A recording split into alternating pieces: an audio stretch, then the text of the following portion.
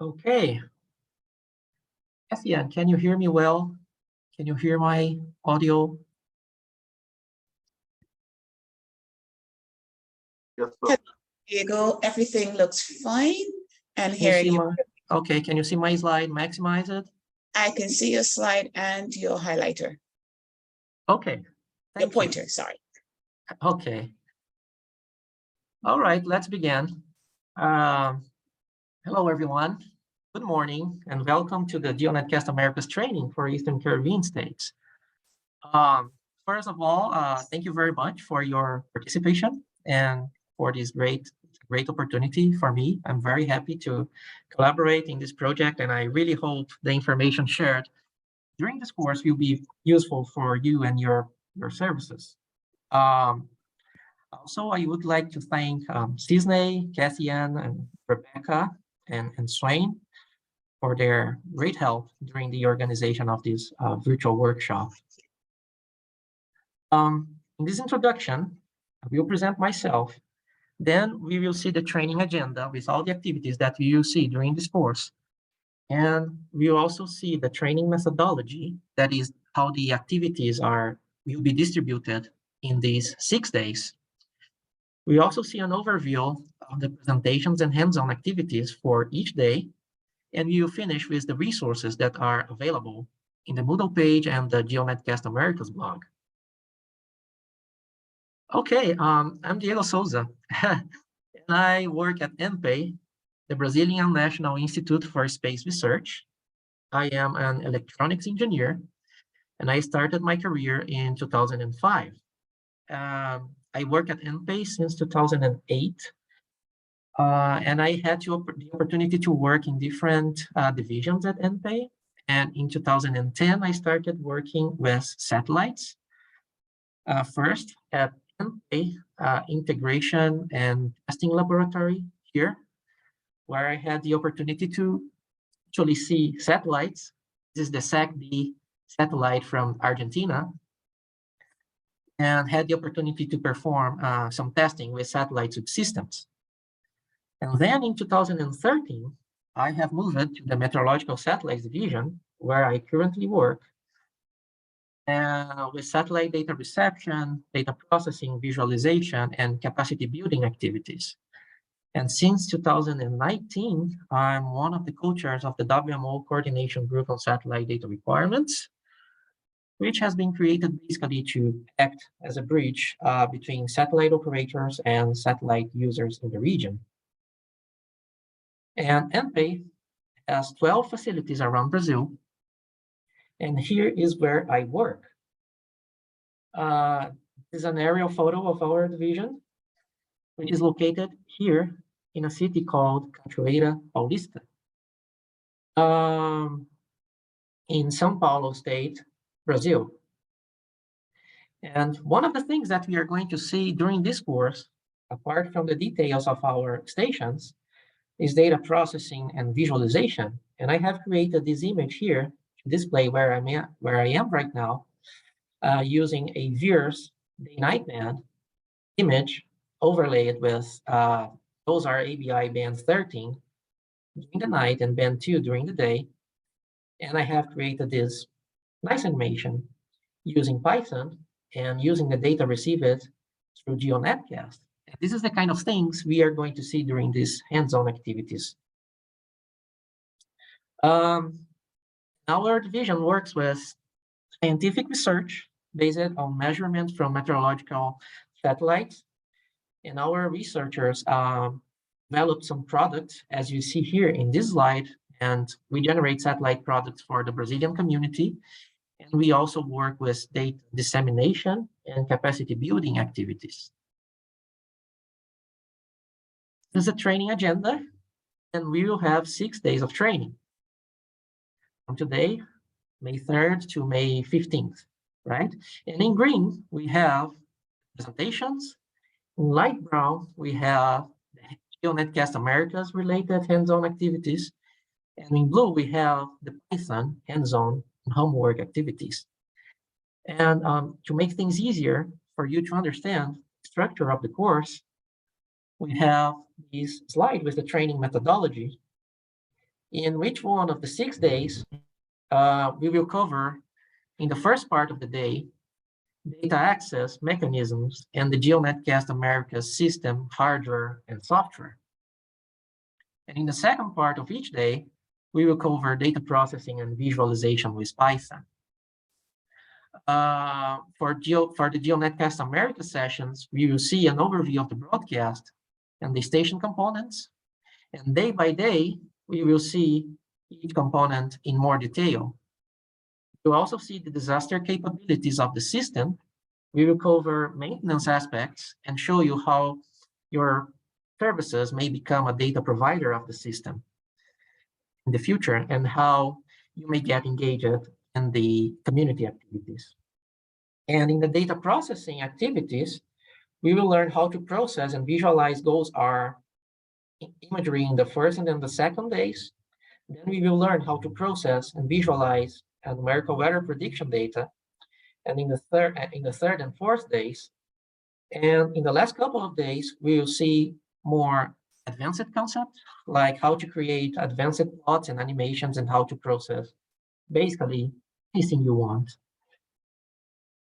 So today, we will see the characteristics of the GeoNetcast-Americas system and explore the data that is available in our ground stations. And then we will introduce Python and start processing GOES-R imagery directly in the cloud. This Friday, we will see an overview of the GeoNetcast-Americas hardware, the antenna, and the LNB in detail, and learn how to check the antenna pointing parameters. And we will also continue to work with GOES-R data. Next Monday, we will see the GNC-A disaster capabilities, and we will explore the NOVRA VBS2 receiver and learn how to check the reception parameters and see if everything is okay with our ground station. In the Python hands-on, we will start learning how to process and visualize NWP data. On the fourth day, we will explore the so-called fast professional client, which is the software that receives data from GeoNetcast, and it also manages the data. And we will also see the workstations in more detail and talk about some maintenance aspects, which is crucial for users. In the Python hands-on, we will continue to explore and process NWP data and see how to overlay NWP data with satellite imagery. On next Friday, on the 5th day, we will see how your services may become a data provider of the system and upload your own products to the community. And on the Python hands-on, we will introduce Visual Studio Code, which is a great interface for programming and development. And we will also see how to create advanced animations for any time interval you want.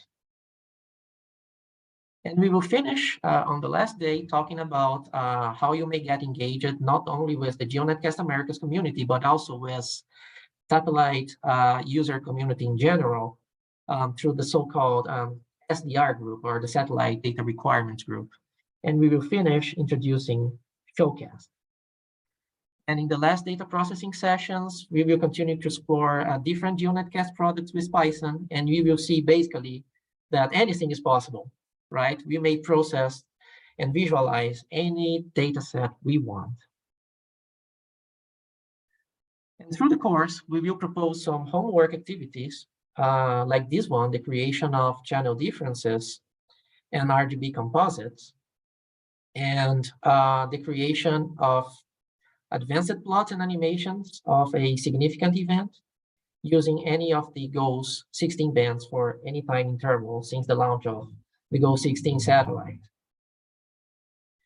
We will also check the antenna pointing parameters for your sites, for each side of the project, like the azimuth, elevation, and L and B skew angles, which are necessary for the alignment of the antennas, and it's crucial for maintenance activities.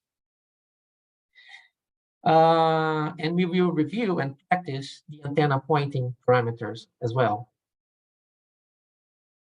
And we will also learn we will fill out a maintenance checklist and learn what to do if our station, for some reason, stops receiving data.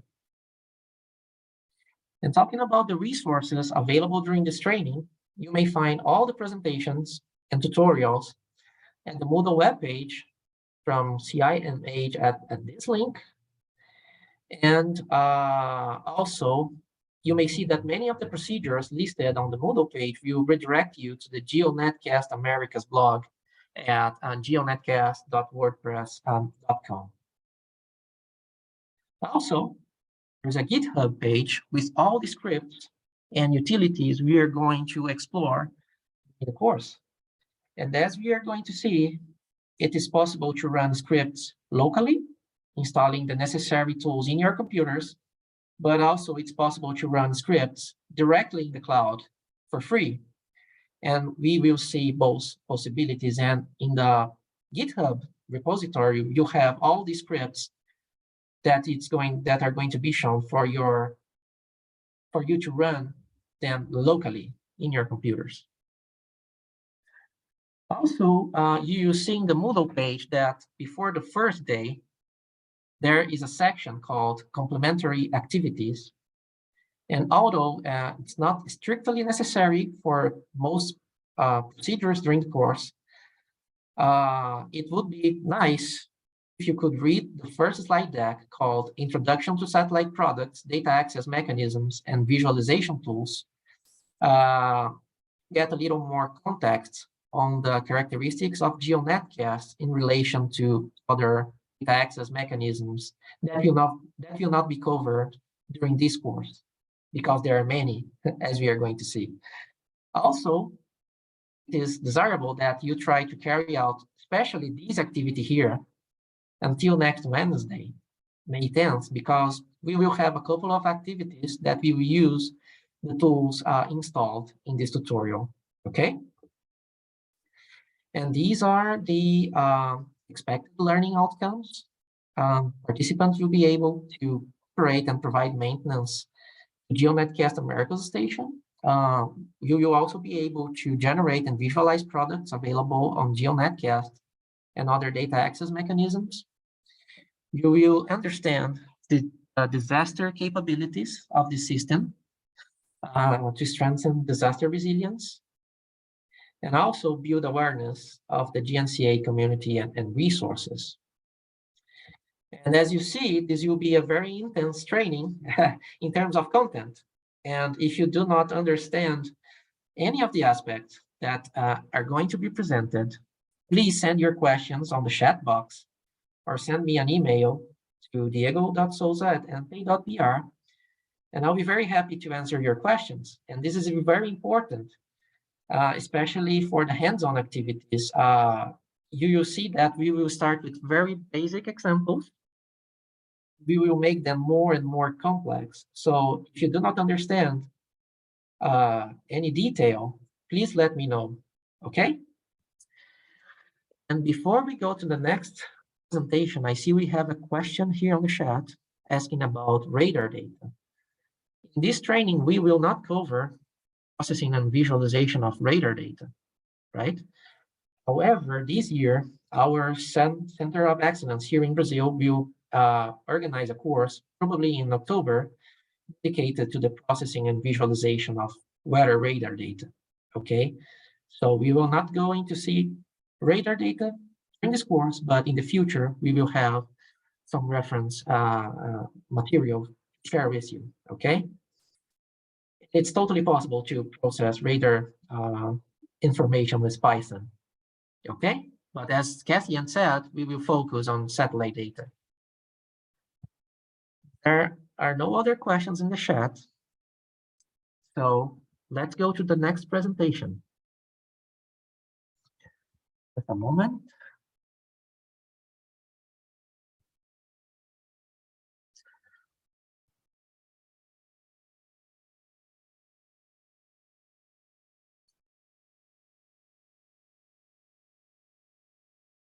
Let me just open the second PowerPoint.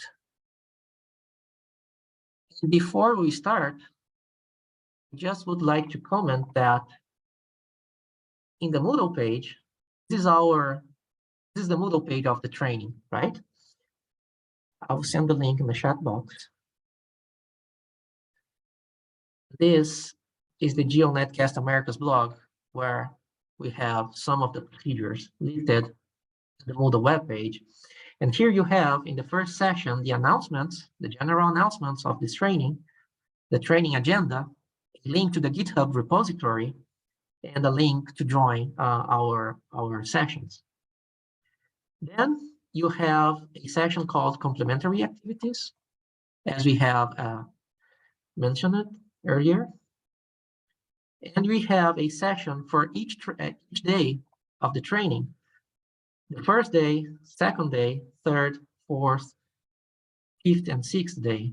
And in the end, we have some additional resources that could help you to understand some of the concepts that it's going to be presented during the course. And here, for example, on the first day, you may download all the presentations that we are going to see today. And also there's a link for the Google COLAB notebook. That's the interface that we are going to use to run scripts directly in the cloud in the second part of the day. Okay? So you may download all the presentations, check the complementary activities, and additional resources. And your feedback is valuable, so we also have a link for the course evaluation. And I really expect you to give your feedback until the end of the course. Now let's go to our second presentation. That is an overview of the GeoNetcast-Americas system. In the second presentation, we will quickly review the available data access mechanisms for the current generation of satellites and make an overview of the GeoNetcast-Americas system so you understand the benefits and the characteristics of the ground stations you have in your services. So we will see the data access mechanisms and also the recent capacity building activities we have been covering this important topic. We also see the GeoNetcast-Americas community, and the goals are JPSS and auxiliary products that are available in GeoNetcast. And we will finish making a demonstration of how the ingestion directory looks and check an online visualization interface created by one of the users of the system. Okay, in the current generation of satellites, we have several options for data access, as you may see in the reference document available in the Moodle page. We are not going to talk about all of them because it takes too much time, but you have all the information available in Moodle. The cost, the associated costs, the content that is available in each system, and other information, right? So we basically have the direct readout systems such as GRB and HRIT for GOES-R, for example, and HRD or high-grade data systems for LEO satellites. And in these cases, the antennas are pointed or should be pointed directly to the satellite of interest. So this antenna here on the left side, it's our GRB antenna at NPay, and it is pointed towards the GOES-16 satellite. We also have retransmission systems like GeoNetcast-Americas, where data from different providers is rebroadcast by a commercial satellite. We have the cloud services, where users can access data through the internet and without a ground station, using services such as Amazon Web Services or Unidata mechanisms like AWIPS, Makaidas, LDM, among others. We also have archives with historical data such as NOAA class and the EUMETSAT data center. And on these archives, you have data from literally decades from all the satellite series launched by NOAA and EUMETSAT, for example. We also have a big number of web pages with images already processed. And you may check many more details of each one of these systems like in the reference slides in the Moodle page. And capacity building activities with respect to data access to satellite data is extremely important for members of the regional community to be able to access and produce their own satellite products. If users can access NetCDF files, for example, and process these files with reduced latency, this will encourage the creation of regional products by the community. So we had several capacity building events in the last few years, and access to digital data was covered extensively in these trainings. And an important detail is that data access may be a simple thing for some countries. However, according to the community feedback, this could be a huge challenge for some institutions in some countries. And so it's important to train users on the mechanisms that are available and what they can produce with the data sets that are available in each one of these mechanisms, as we are going to see in this training. Also, being able to access raw data with low latency, and by latency, I mean the interval of the data acquisition by the satellite and the availability of the data for users. Users may create faster images faster than the options that are available in the internet, as we are going to see today. And besides showing the associated costs, latency, internet bandwidth requirements, and the available data, one of the topics we present in those events are the advantages and disadvantages of each data reception mechanism. So for example, in GRB stations, for goes east and goes west, you have the largest amount of goes data being received from all the 6 instruments with very low latency and the maximum temporal and spatial resolutions. However, the associated costs are high, and you need very powerful workstations to produce the derived products, and you also need the algorithms for product generation. Also, you don't receive data from other geo satellites apart from goes east or goes west. In LEO data in HRD stations for polar satellites, you can also receive data very quickly. In addition to the high cost, you only receive data for a small region covered by your station. On GEONETCast-Americas, we have data from multiple satellites for both GEO and LEO, and most of the derived products are generated and broadcast by NOAA, so users already receive the products ready to be processed. And also the system uses satellite television technology, as we are going to see, and this reduces the costs of the ground station. And we have regional data providers, and you may be one of the data providers of the system in the future. On the other hand, as advantages, there's some latency induced because the data from the data providers need to be rebroadcast by the commercial satellite, and some of the products have modified spatial and temporal resolutions. And for internet and cloud-based systems, depending on the amount of data you want to receive and process, you will need a considerable amount of internet bandwidth, which is not the case for many institutions in many countries, and so on. So each system has advantages and disadvantages. And during this training, we will explore the benefits and characteristics of the GEONETCast-Americas stations. To me, one of the biggest advantages of GNC-A is that users may access data from both geostationary and low Earth orbit satellites and numerical weather prediction data and warnings and alerts from multiple international data providers. And there are no restrictions on the data format, which opens a lot of possibilities, as we are going to see.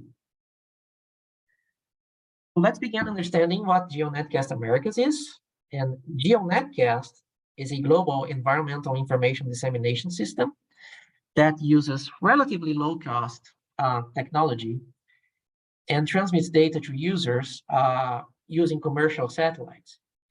And currently, the system has approximately 100 users in the Americas, 3,000 users in Europe, 300 in Africa, and almost 3,000 users in the Asia Pacific region. And the system was created and idealized by GEO, the group on Earth observations. And that's why the system is called GEONETCast. And in the Americas, we have the GEONETCast-Americas system provided by NOAA. In Europe, we have the GEOMETCast Europe system. In Africa, we have the GEOMETCast Africa system, and both systems are provided by EUMETSAT. And in the Asia Pacific region, we have the CMA-cast provided by the Chinese Meteorological Administration. And this is the coverage of the GeoNetcast systems in the Americas. And as you can see, it covers almost 100% of the region. And users in the yellow areas here may receive the signal with smaller antennas.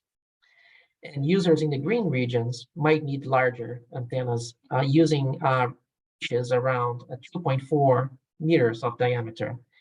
And the stations of this project have 3-meter diameter antennas, which is great in terms of signal quality and stability, as we are going to see this Friday.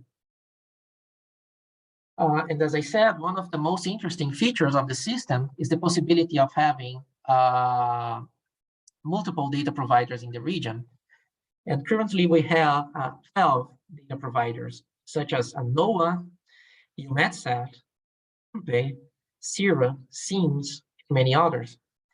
And this is where I see a possibility of collaboration between the system managers and the Caribbean community for this project, right? Because there are no restrictions on format or who can provide data to the transmission. The only detail is that we need to consider the limitations of the data transmission rate, which is actually currently 20 megabits per second.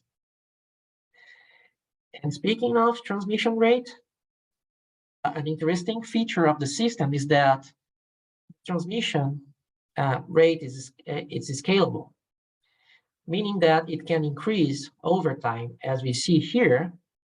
And the data rate of the system has been increased 3 times in the last decade, from 2 megabits per second, 6.7 to 12 to 20 a couple of years ago. And this was to adapt to the JPSS and GOES-R satellite missions. So it is possible to increase the capacity of the system, but this is a contractual issue between NOAA and the commercial satellite provider. And most importantly, this depends on the needs of the user community. So NOAA needs to know the needs of the community and the need to increase the system data rate according to your needs. For example, in 10 years, we will have the next generation of geostationary satellites called the GEO-XO, the geostationary extended observations, and considering the temporal and spatial resolution enhancements. For example, the 0.64 micron band will have 250-meter resolution and a full disk every 5 minutes. So we will need more bandwidth on GeoNetcast-Americas, and this is managed by NOAA according to the needs of the community. And talking about the community and users, these are the equipment needed to receive the GeoNetcast-Americas signal. So we need an antenna that receives the signal, a receiver converts the signal to something that computer can process. We have the workstations and the ingestion software. And we will explore each one of these components in detail during this training. Now, talking about community, the system has approximately 100 users in more than 20 countries. And there are new installations in progress. And I need to add your stations to this list, right? They're not added here.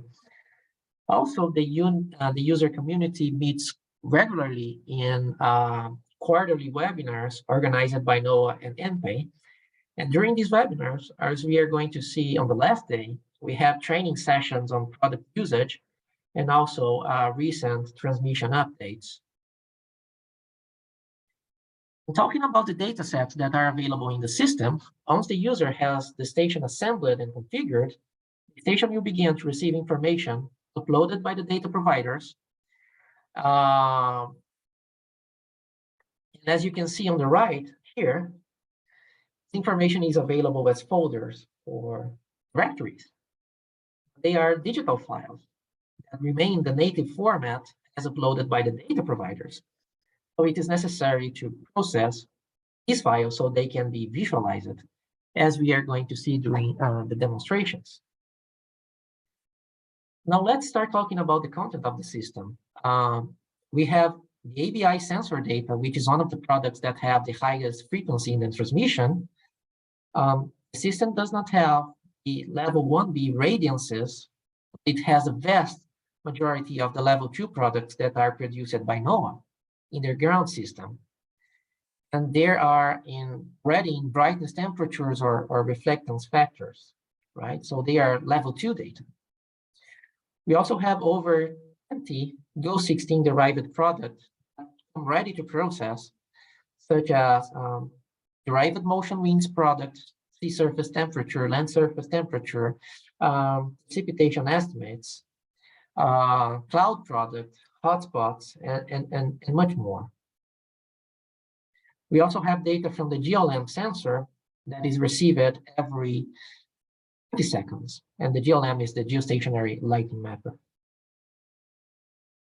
Another interesting aspect of the system is that data from LEO satellites is also available. So we have a total of 11 bands with 750 meter resolution and 3 bands with 375 meter resolution. And all these bands are available at their native resolutions, and they are compressed to save bandwidth. And this is a very good example of international cooperation, because all of these products are uploaded to GeoNetcast by CIMS, the Cooperative Institute for Meteorological Satellite Studies in the US. And they have access to polar stations from the US, and us here at ENPE, we also share with them data from 2 LEO stations in Brazil. So we have 2 stations at ENPE. We receive this data and we send this data to CIMS. They process this data, reduce the file sizes, and upload these data sets to GeoNetcast-Americas. So it's a very nice example of cooperation in the community. We also have many products from polar satellites, such as the VIRS flood mapping product uploaded by CIMS. We also have NewCap sounding data, which are sounding data sets from JPSS. We also have MIRS data, microwave integrated retrieval system, which covers a variety of precipitation and surface estimates. There's also the active fires product, the global vegetation products, and the total ozone analysis product. And we will learn how to process these products during the training. We also have data from the JAXA GCON W1 satellite, and currently NOAA uploads 22 different products to GeoNetcast, and these are very important and complementary data for the GPSS missions. We also have international partners uploading data through the system, and like EUMETSAT, which is one of the key members of the GeoNetcast-Americas community, with the EUMETCAST Europe and EUMETCAST Africa systems. And EUMETSAT currently offers more than 30 different products to the GNC-A system, as listed here on the left. So we have the SEVIRI data from the Meteosat satellites, which is also useful for extending coverage beyond the Americas, as well as getting contingency satellite data available in case the GO16 ABI instrument is not available. And GeoNetcast-Americas users also receive the so-called blended or combined products.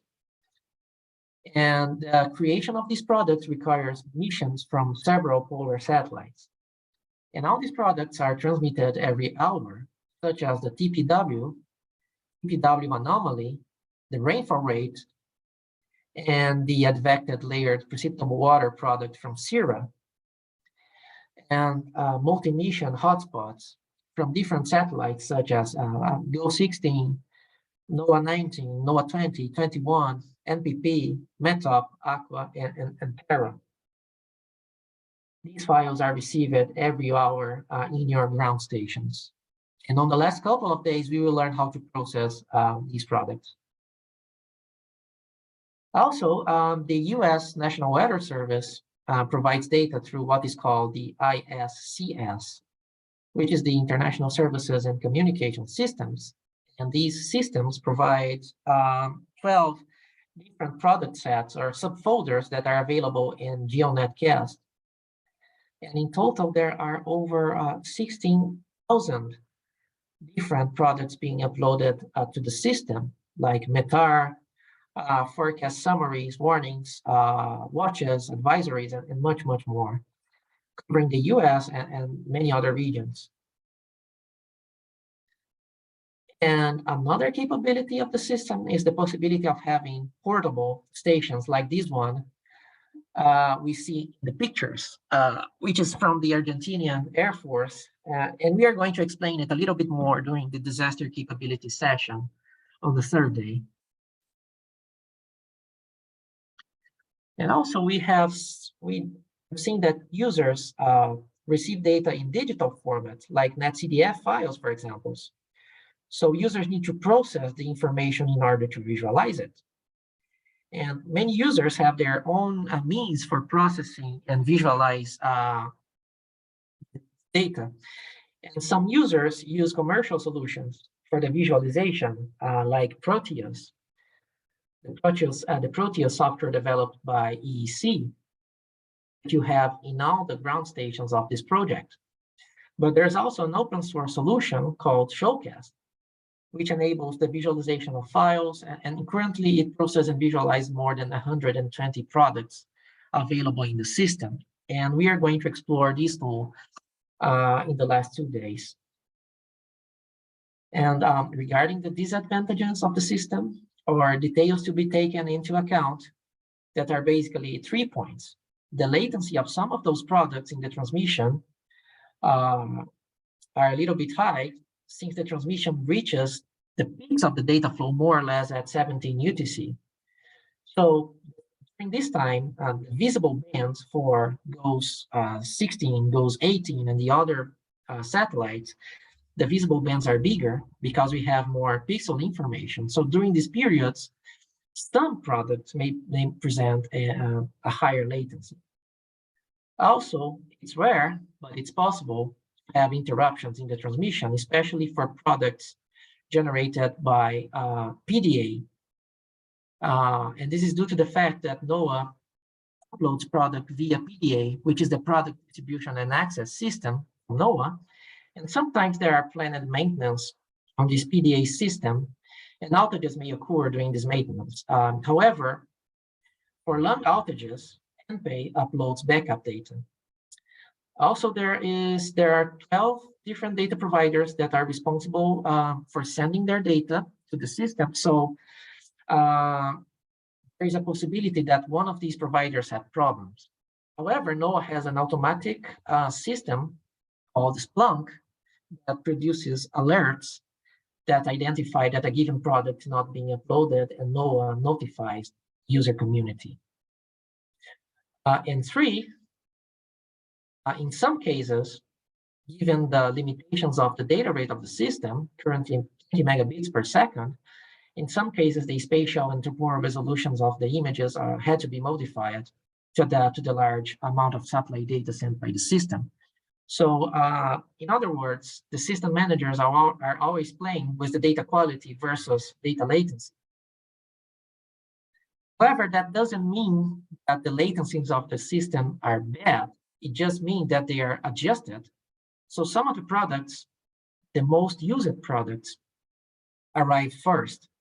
So as you see here, on this table on the left, legacy bands from the previous generation, like bands 2, 7, 9, and 13, and especially band 13, these files arrive first in your stations. For band 13, for example, files arrive at the ground station between 39 and 47 seconds after the end of the ABI scan, which is very impressive, considering that NOAA has to generate its product, upload it to the uplink station, the satellite needs to rebroadcast it, and the client software in your stations needs to process this file, so they are available for users. And another very important comment is that all information, such as installation, maintenance procedures, as well as an illustrated product catalog of the available products and a manual for data processing and visualization, are available at this link here. And we are going to explore these manuals during the course. Okay? And to finish, in this slide, we have the contacts of the focal points of the GeoNetcast-Americas system. If you have any questions or need any information, you can send an email to these contacts or visit the two web pages below, the GeoNetcast-Americas.noaa.gov, which is the official web page of the system, and the GeoNetcast-Americas blog at geonetcast.wordpress.com. And that's all. The objective of this presentation was to give you an overview of the system so you understand the great amount of data that is available from different data providers and the benefits of the system, of a system like GeoNetcast. And now we are going to start some hands-on activities, and we will start to explore the content of the system. And let me see if I have any questions here on the chat box about GNC-A. If you have any questions, just... Not you. Okay. Not yet, Diego. Not yet. Okay, I see we have some I'm monitoring. I'll let you know. We have some questions related to enrollment on Moodle, correct? So if you have any questions related to GeoNetcast-Americas, you may send them on the chat box. So now we are going to start some hands-on activities, and we have 1 hour before our break, so it's perfect for us. So let me just open the next presentation.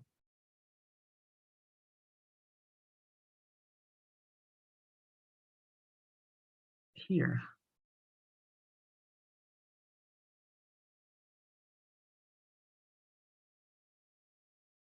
Now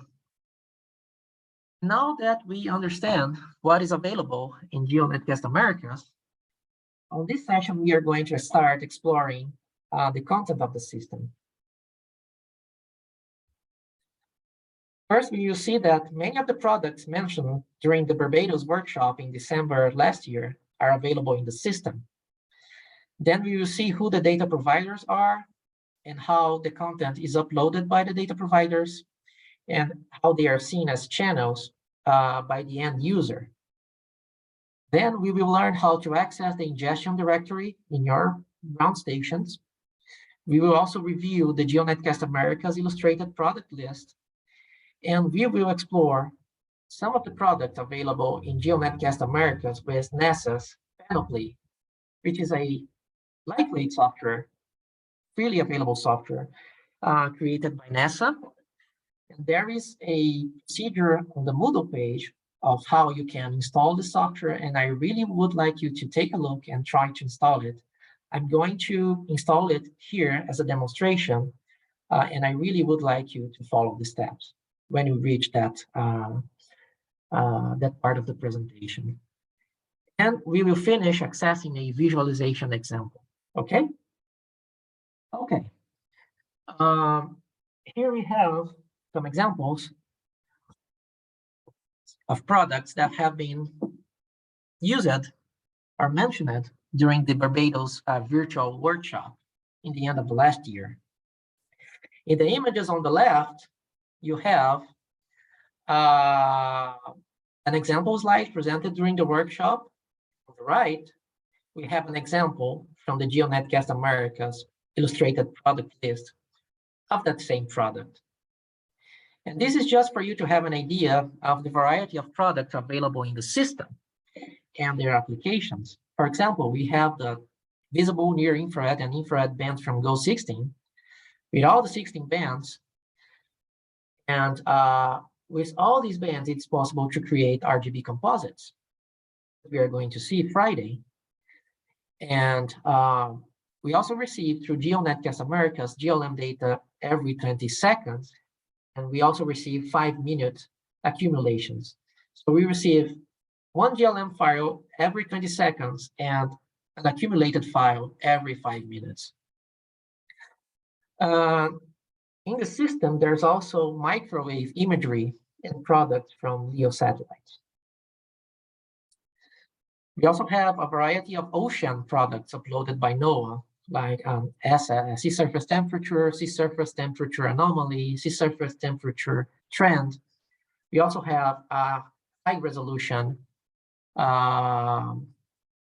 ocean color data, and we will learn how to process these products during this training. We also have flood mapping products derived from both GEO and LEO satellites, and these are uploaded to the system by SIMS from Wisconsin. And SIMS also uploads to GNC-A the VIIRS bands, including the day-night band with nighttime imagery. We also have thousands of daily warnings and alerts uploaded by the US National Weather Service. We have NewCap soundings uploaded by NOAA. We also have regional and global GFS data being uploaded to the system, and we are going to learn how to process and visualize them during this course. And we also have volcanic ash related products like warnings, and it is also possible to create RGBs, like the SO2 RGBs or the ash RGBs. So these are just some of the examples based on the Barbados workshop for you to have an idea of the possibilities of the system. Now let's talk about the architecture of the system so we understand how all these data sets are received by users. On the left side of this image, in the beginning of the broadcast chain, we have the GeoNetcast-Americas data providers, like NOAA, NPAY, CIRA, EUMETSAT, and others. And they send their data through FTP, the uplink teleport, located at Georgia, and this data is processed, sequentially processed, and prioritized by the managers, and the data is rebroadcast by a geostationary satellite called Intelsat 21 at 58 West, and this data is rebroadcast in a downlink of 4080 megahertz at 20 megabits per second. And 20 megabits per second is equivalent of approximately 216 gigabytes per day, or 78 terabytes per year, if the user has all the broadcast channels enabled, as we are going to see, and if the system is running with the maximum capacity, which is not the case for now, right? Right now, we have an average of 50% of bandwidth usage, as you see on this graph here, provided by NOAA. We currently have 12 data providers uploading content to the system. CIRA, SIMS, CONAI from Argentina, EUMETSAT, NPAY from Brazil, IMN from Costa Rica, MARN from El Salvador, the North America Drought Monitor, NOAA NESDIS, the US National Weather Service, RAINET, and the United States Environmental Protection Agency, right? And your services may become a data provider in the near future, as we are going to see during this training. And this is the bandwidth usage by broadcast channel. As you may see here, most of the system capacity is used by the GO16 bands. And the higher the lift and the higher resolution bands like band 2, 3, and 5 occupy more space. Also, the VIIRS band from NOAA 20 and SUMI NPP use a considerable amount of the system capacity. And look at the huge number here, the huge number of files broadcast each day, more than 120,000 files. And here you have the daily average bandwidth utilization of approximately 50%, right? And these statistics are from between April 1st and April 7th. And this information was kindly provided by NOAA, the system managers. And in the user side, these broadcast channels are seen as directories, as you see in these images on the right. Users may see a list of channels in the ingestion directory, as you see in the images on the right, in the upper left here. And here you see the directories that are created in the user stations. And now let's start to explore the GNC-A receive directory and its content. And for this training, we have two ways to access the ingestion directory, right? In the Stations of the Caribbean project, you may access the files here at ess/data/satellite/fast, okay? If you do not have access to your stations right now, there's no problem, because during this training, we may access this link here from the GEONETCast-Americas station from SIMS, and they kindly provided this open link for us to check the data, right? As you see on these images, each one of these directories and their subdirectories are broadcast channel, which users may enable or disable depending on their needs. Let's quickly explore these directories so you have an idea of how it looks. Now I'm going to open my browser and access the server. I'm going to send you the server on the chat box so you may take a look. So here you have all the directories available in your ground stations. And each one of these directories are created by data providers of the system. So you have a folder called SIMS, a folder called CIRA, CONAI, EUMETSAT, and so on. However, some providers create more than one folder, like NOAA. So NOAA uploads data to multiple folders. For example, we have GOES-16 images in the GOES-R CMI imagery folder. Let me just zoom in. Data collection system, GOES DCS files are uploaded to the GOES-R DCS. The GLM files are uploaded to the GOES-R GLM products. Level 2 files are uploaded to the GOES-R Level 2 products folder, and so on. The GOES West imagery is found on the GOES-T CMI imagery folder. The products from NPay and the NPay folder, and the ISCS folders from the National Weather Services are these folders here. Here we have the info and admin channel, which NOAA broadcasts some useful information or warnings or notifications for users. You also have the JPSS folder with several products available, and folder from our colleagues from MARN in El Salvador, the folder with data from Meteosat, many others. Okay, so this is how the GEONETCast-Americas ingestion directory looks like. And if you click at GOES-R CMI imagery, you'll see 16 folders, which are the channels of the ABI sensor. Okay, and that's our first example. So, inside this directory, you have 16 folders, one folder for each band. And one important information is that users may enable or disable these channels separately. so they can spare space in their hard drives.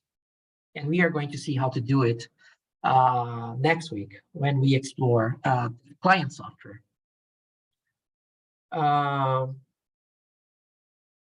Inside each one of these directories, we have the Go16 netcdfs, as you see here.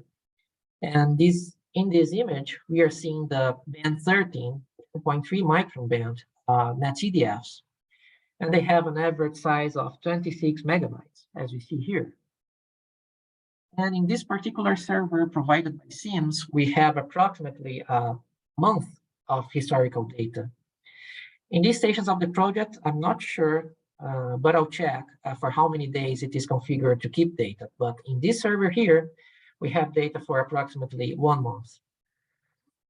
But how do we know what files are inside each one of these dozens of folders? And that information is available in the illustrated product catalog. And this catalog, we have the description of all the data sets available in GeoNetcast-Americas, separated by satellites. And for each product, you have some information like the data provider, folder, the average size, the frequency, the resolution, and other information, okay? So now let's take a quick look at this product list. And this product list is found on the GeoNetcast-Americas blog. You just need to click here on documentation and GeoNetcast-Americas documentation. And I'm going to send the link on the chat window. And if you click here, illustrated product catalog, and I have updated it yesterday, May 2. If you click here, you will see the list of products that are available in the system. So you have the products from Go16, Go18, the Go's data collection platforms, Meteosat, JPSS, forecast products, and miscellaneous products. We also have information on the data providers, so you may check their web pages, for example. And here we have,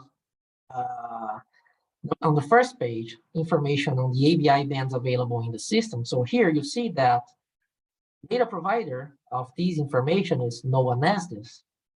And the folder this content is available is GOES R CMI imagery, as we have seen in our example here, GOES R CMI imagery, right?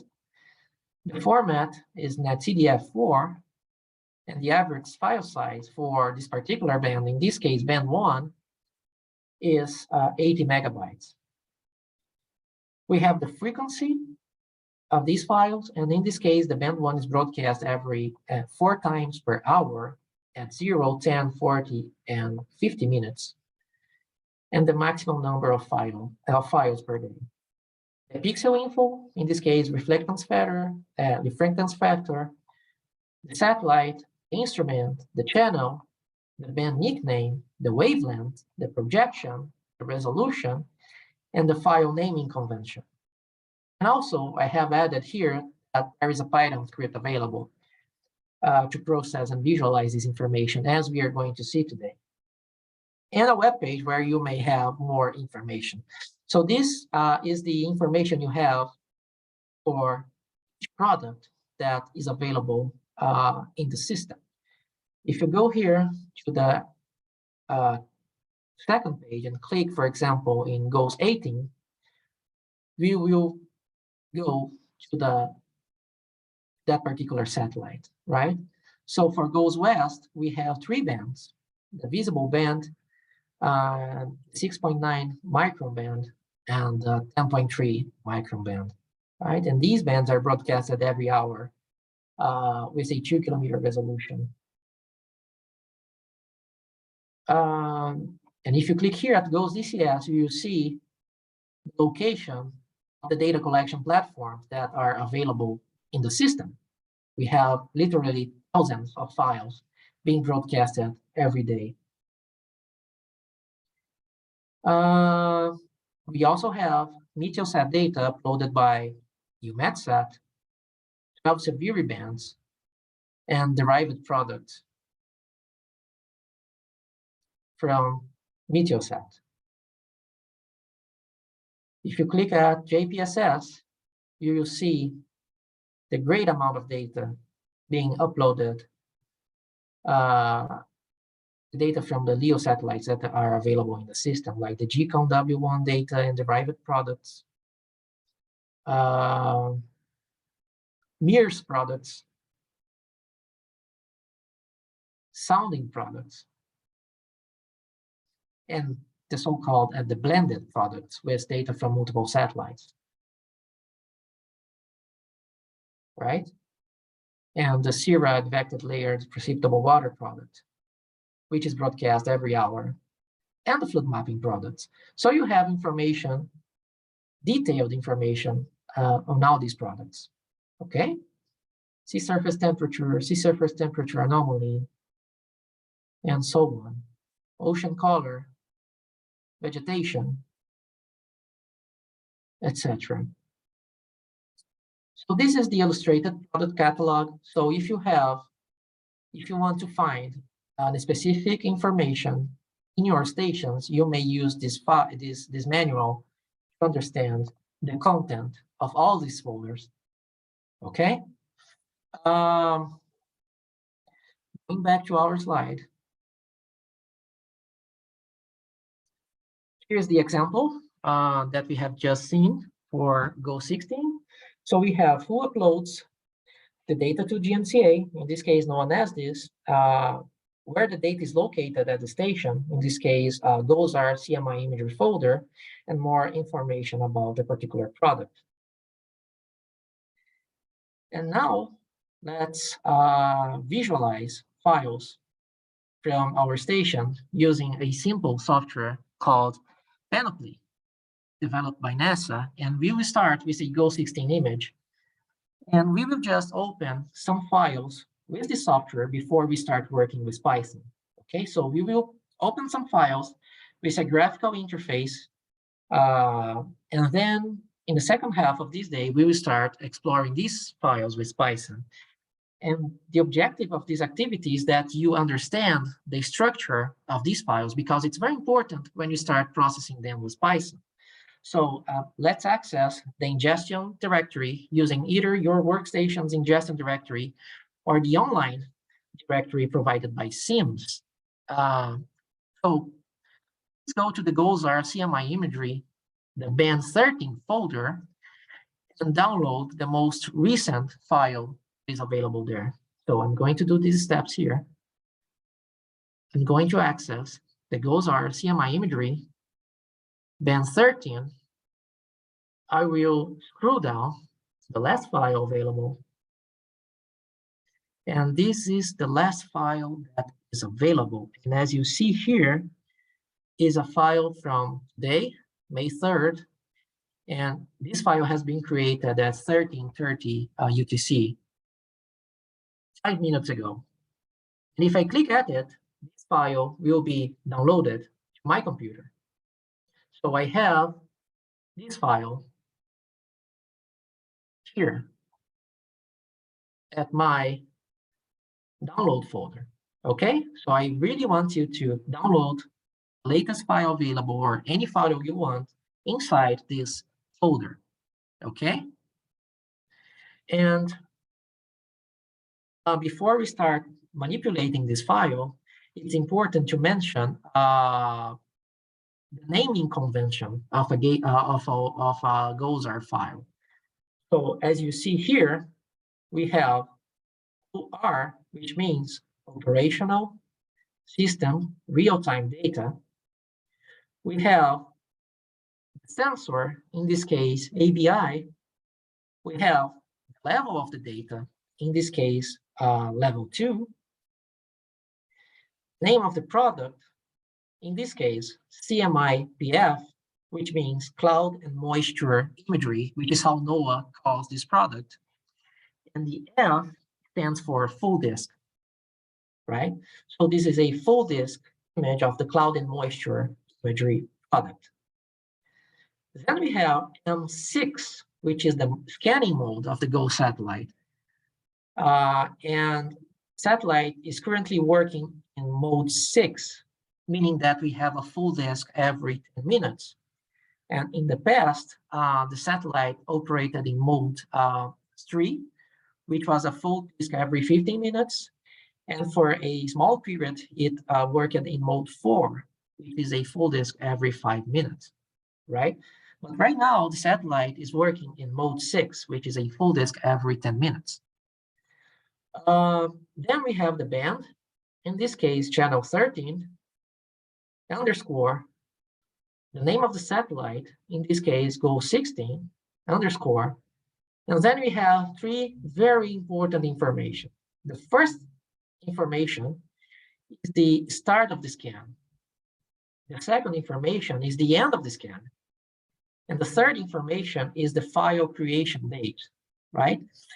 The start of the scan is the time when the ABI sensor started scanning the full disk. And as you may see here in this example, right, it is 2023. We have 3 numbers for the Julian day. In this case, Julian day number 61.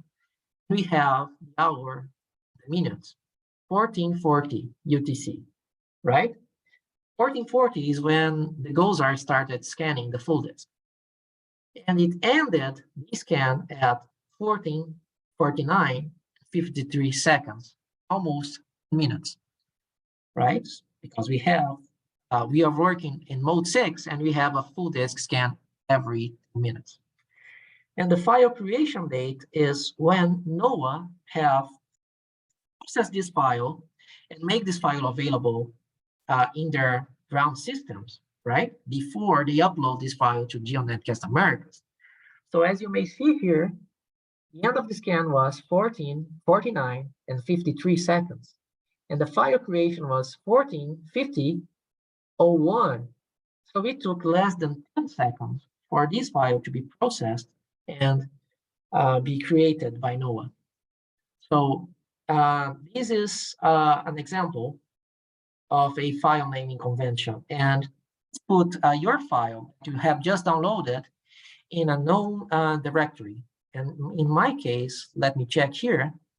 I will put this file inside the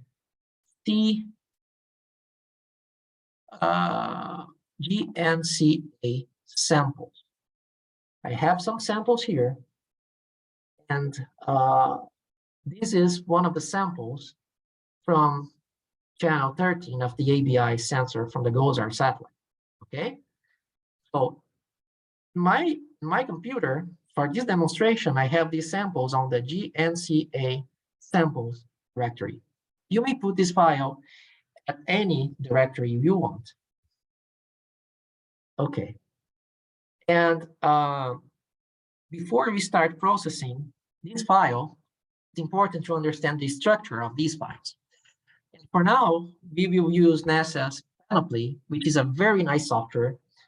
And I'm going to send the link in the chat window, NASA Panoply, but you may just search it in Google. It's the first result.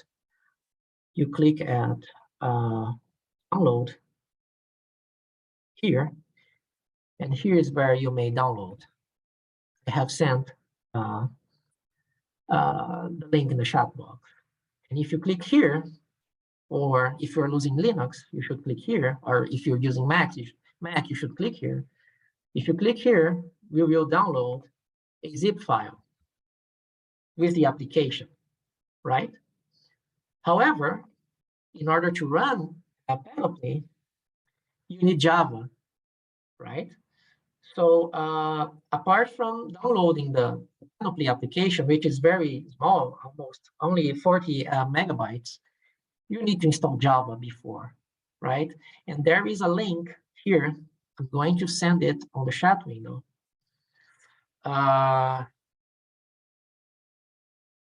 Where you may download Java for free and install it before you run Panoply, okay? So when you extract Panoply, this is what you should have. In my case, I have extracted it at C Panoply win, and here I have the executable file, right? So I have extracted my zip file that I have just downloaded here on this folder called Panoply win. If I double click at this icon, and also I can create a shortcut in my desktop. If I double click at it, it will open a new window. And you will see this window here, and you can open the data set you want. And in my case, it's on the GNC-A samples folder. I will double click it and select the file I have just downloaded, Go16 CMIPF.nc, which is a NetCDF file. Okay, I will double click it, and the file will be opened in this interface here.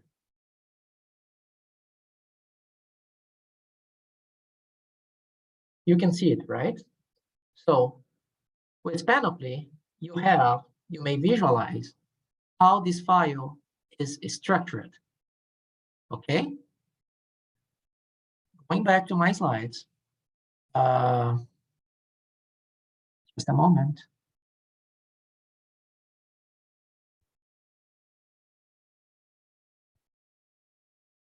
As I said, you may execute Panoply and open the file just by selecting it in the open window.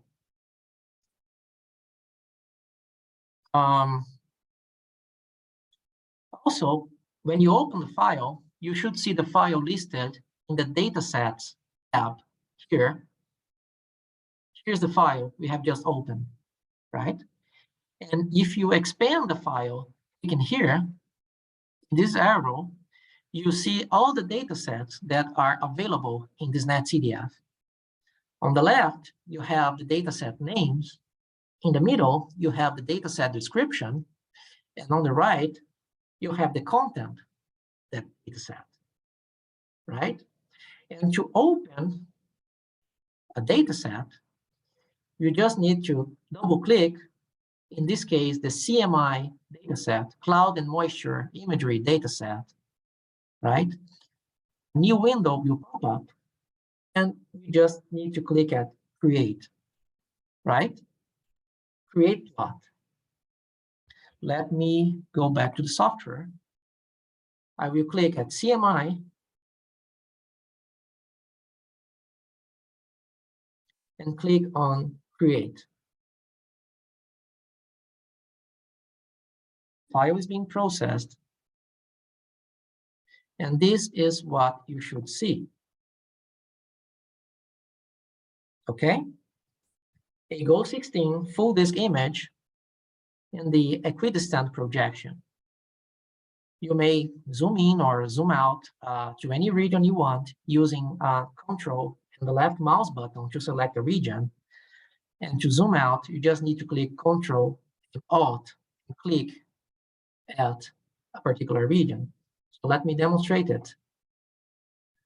If you click Control and zoom in, you will see a region being zoomed in.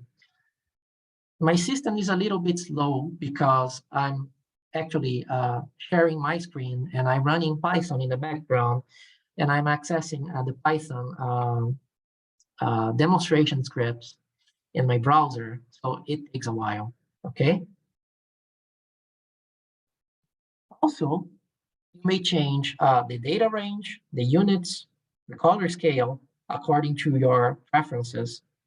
And if you click at any pixel with your mouse screw button, you will see the pixel values.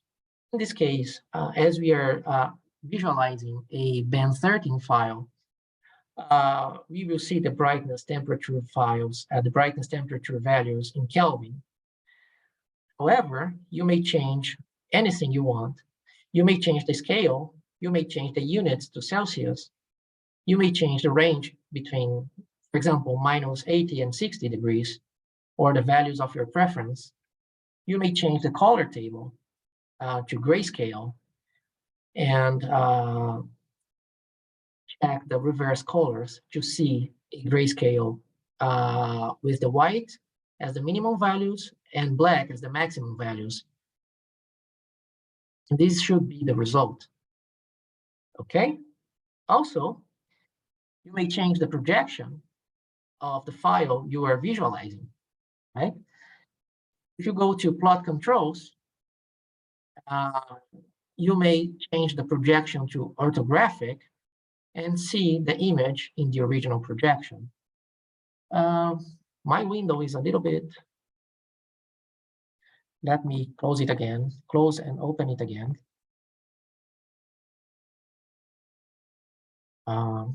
And try to execute and visualize this file again. And apart from these brightness temperature values, in NetCDF, look at how many information you may access in the NetCDF files. You have dozens of variables inside NetCDF with the metadata, this information about the information, right? And when we process this information, it's very important to know that, because as we are going to see after the break, we need to retrieve some information from the file. For example, we have a variable called P, which gives you the time and date of the acquisition of the image, right? You have, for example, let me see other variable here.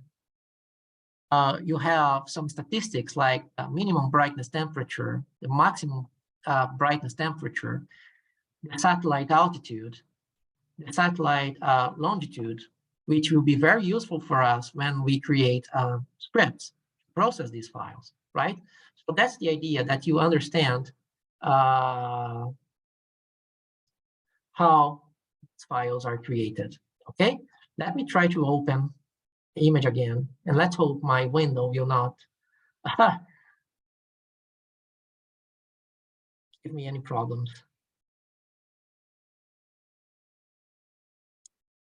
The file is being processed.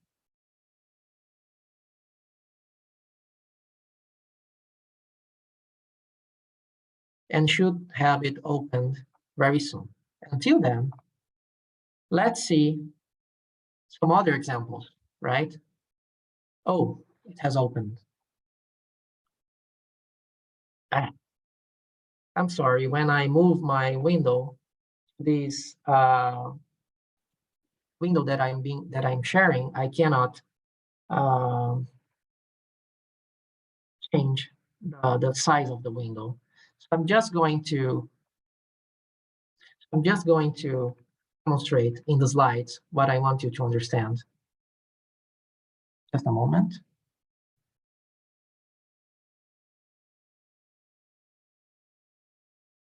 And here you have some other examples, right? So in this slide, we have the GO16 derived product, and in this case, land surface temperature. So if you access this folder here,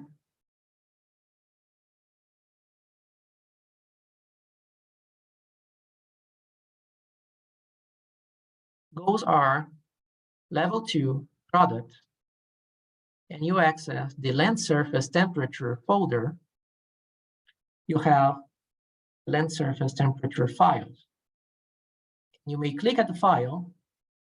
This file will be downloaded to our computer, and you may open the file with Panoply. Okay, so if you click at File, Open, and select this land surface temperature file, you will see the file being listed here on the data sets. And if you expand it, you will see sub-data sets, and among them the LST data sets. And if you double click at it, click at Create, This information will be plotted by Panoply. Okay? And this is what you should see. The land surface temperature for the file that you have just downloaded. We are doing things manually now. We are downloading the files manually. We are opening these files manually. But after the break, we will see how to process them automatically, which is good. And this is what you need to do in operations in your MET services. And this is what you should see.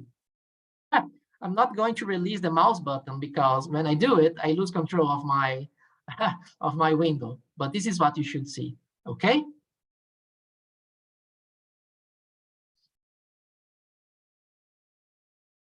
We also have in the system data from the GOES West satellite. So if you access this folder here,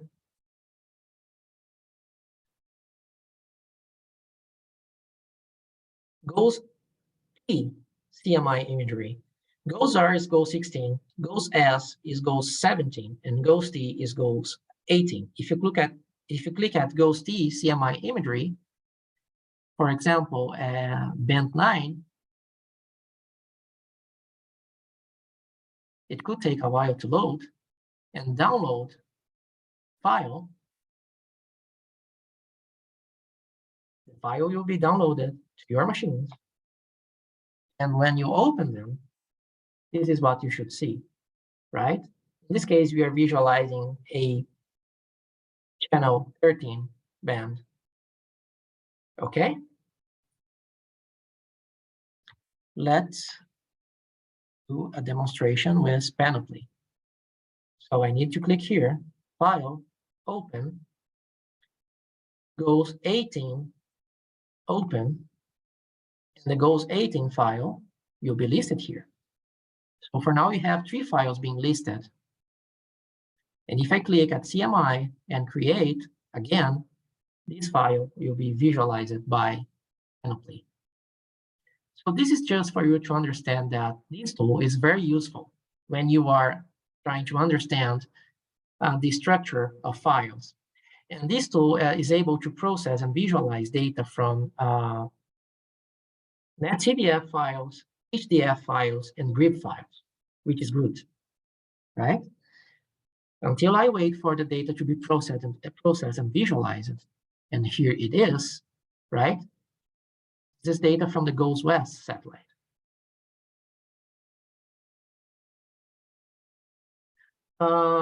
Let's see another example, the blended total precipitable water product, which is available on the JPSS product BTPW and have this naming convention. Okay, BHP TPW. Let's see. Let me return the ingestion directory, JPSS, products, BTPW. And here you have all the files. And if you click at any of these files called TPW, this file will be downloaded to your stations, your machines, and you may open them with Panoply.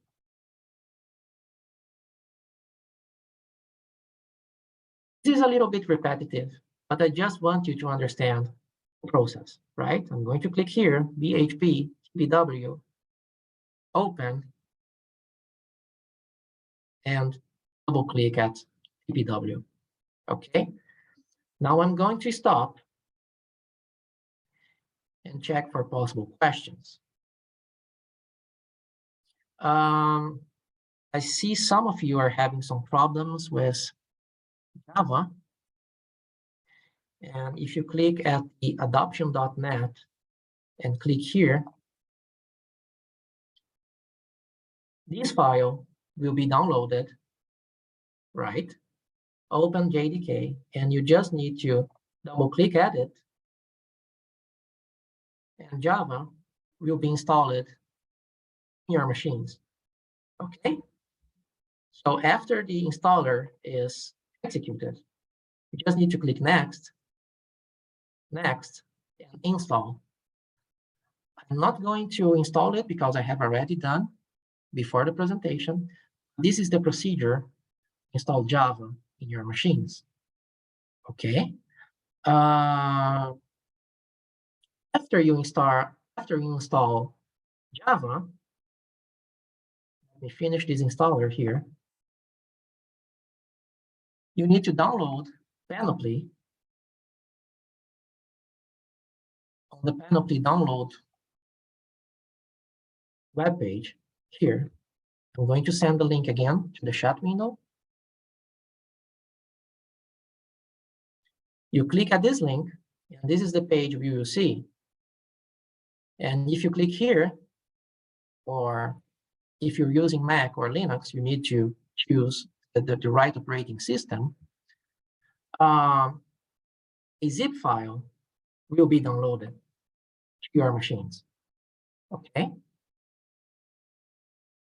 And let me create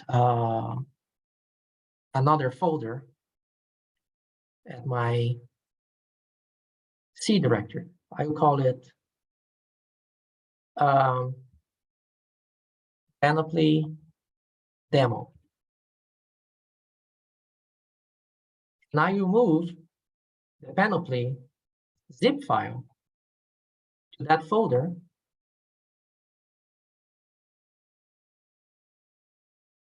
Here. Okay. This is the file. I will click with the right button of the mouse and extract the files. And for extracting it, you need a software like WinRAR or WinZip, etc.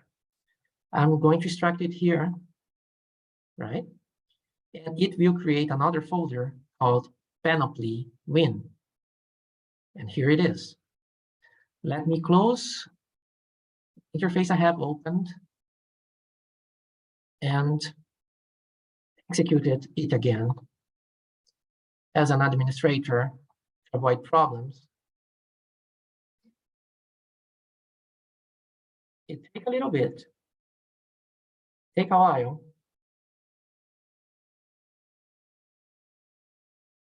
But you should have it opened as you're seeing here. I'm seeing some of you are having problems with Java, and I wonder, maybe it's necessary to restart your computers, right? But after that, you shouldn't have any problems, right?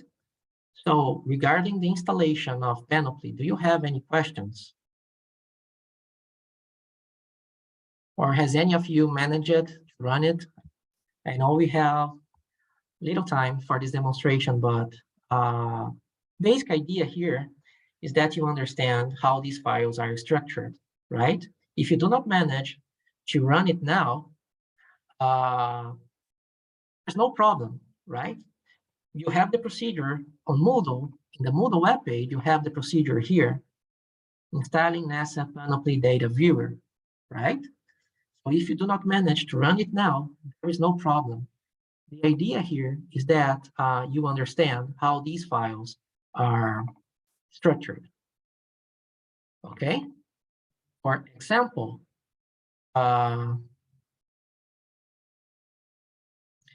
this blended total precipitable water file, when you open it, you have less data sets in comparison to a GOES-R file. So you have a data set with the latitudes, a data set with the longitudes, a data set with the total precipitable water, right? Oh, thanks, Eugene. Eugene is mentioning that it works for him. Okay, great. And yes, it's possible that you need to restart your computers before installing Java, after installing Java. Okay, but if you can manage run software now, there's no problem, right? So when you open the TPW dataset, you see that we have the latitudes, longitudes, other information, the TPW data set. If you double click at it and create the plot, this is what you should see, right? The blended total precipitable water. And this information is uploaded every hour, GeoNetcast-Americas, right? And this is created using data from 9 LEO satellites. Very nice piece of information. And if you click with the center mouse wheel, you will see the TPW files, the TPW values of that particular pixel. Okay? And if you hold Control, click with the left button of the mouse and select the region, you will see zoom in. Okay?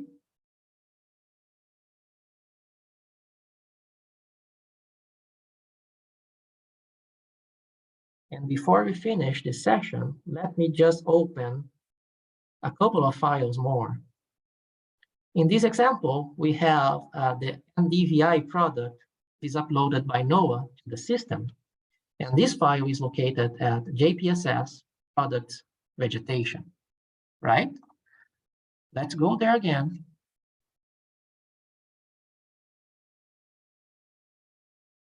Let's go to the JPSS folder.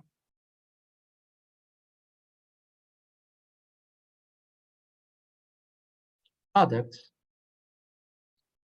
vegetation, and you should download one of these VI files, which are the vegetation index files, right? And when you open it with Panoply, this is what you should see. Let me open it here. File, open, VI weekly, open, and I have several data sets, right? I have the EVI and DVI on the top of the atmosphere, and DVI in the top of canopy, and many other data sets. If I click at here and create file, it will create this image here with a global image of the NDVI product. Okay, and this is a big file and will take a little bit more to load. Okay, and just to finish our demonstrations, we have a couple of files more. The sea surface temperature file, according to the illustrated product catalog, they may be found at NOAA/coraltemp_version 3.1 and the date .NET CDF. Going back to the directory, if we go to the NOAA NASDIS directory, here we have these sea surface temperature files. You may download any of them to your machines and open it with Panoply, and this should be the result. Okay? And this is the last example with an image of the total ozone product, which is uploaded by NOAA, and it is found at the JPSS product/TOAST, total ozone analysis product. Okay? And here in my machine, I have just finished to process the NDVI product.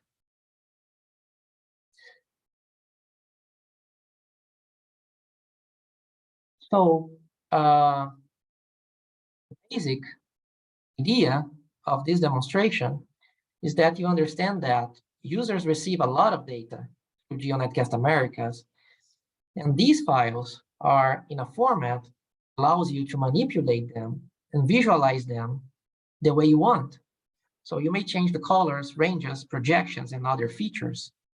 And for that, you may use graphical interface like Panoply to explore these files, or instead of using softwares like Panoply, you may use Python, or you may use a programming language that you master, and you may create your own value-added product, right? As you see in these examples here. In these examples, we are seeing some RGBs created with Python, GFS data processed and visualized with Python, soundings data, and hotspots data processed with Python. Okay? And here we have some other examples, like a mosaic of goes east and goes west, also processed with Python, and many LEO products, as you may see the orbits here, right? And these are from the GCON W1 satellite. Okay. We have 7 minutes more before the break. So let's make a couple of demonstrations. And in this first demonstration, I would like to show you an interface from the GeoNetcast-Americas user. In this case, from El Salvador.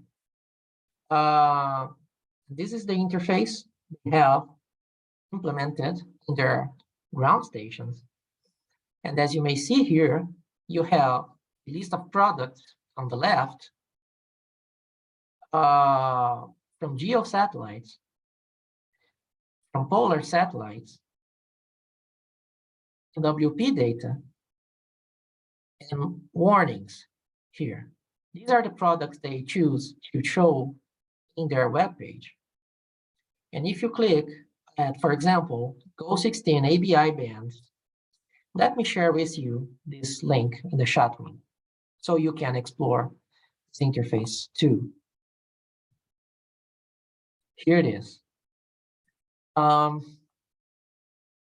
If you click at Go16 ABI bands and click, for example, in this animation band 13, a new window will be opened, and an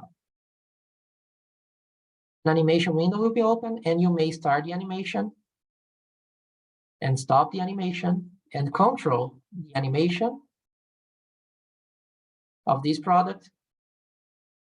You may increase the animation speed, like I'm doing here. It is faster.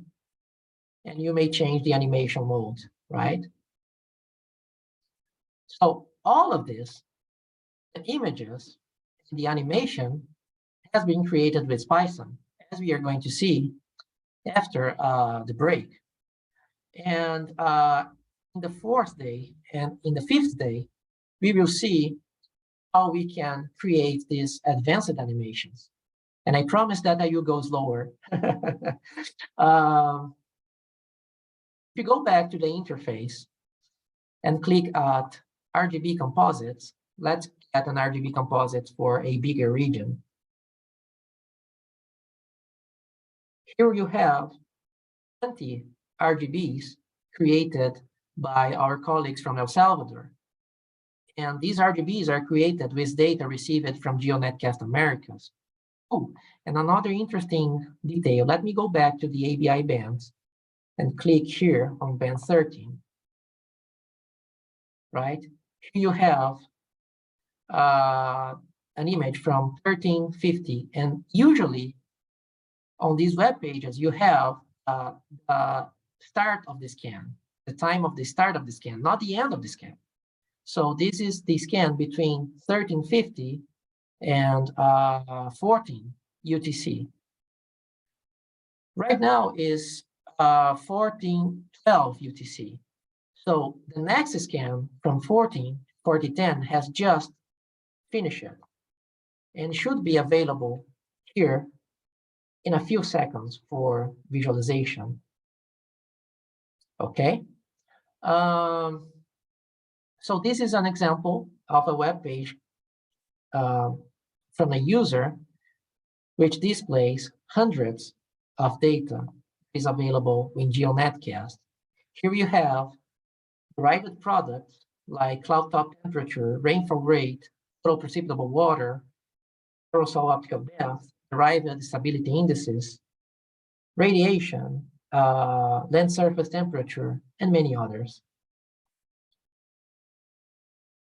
Here we have some GeoLand products. Sorry, it is loading again. Here you have some GeoLand products processed with Python as well. And here, as you may see, you have the flashes detected on the last 5 minutes, which are the red dots, on the last 5 to 10 minutes, which are the yellow dots, and from 10 to 15 minutes, which are the green dots. So it's a product created with Python. Okay. We also have what they call Goal 16 bands overlaid with the National Hurricane Center. And when you have an occurrence, you see the hurricane track being visualized over a Goal 16 image, right? Let me check here if I can show you an example. Here it is. And here you have, let me just open this image in a new tab. So they're also doing that with Python, this overlaying here with hurricane information, right? And you also have data from polar satellites. NewCap soundings from NOAA 20, blended total precipitable water products. And here you have TPW anomaly. And you have the same product for Central America, TPW and TPW anomaly. And if you click here and animate, this is what you should see. Okay. And these are images from today. You also have the CERA advected layered precipitable water products being processed by our colleagues at El Salvador. You also have the flood mapping product,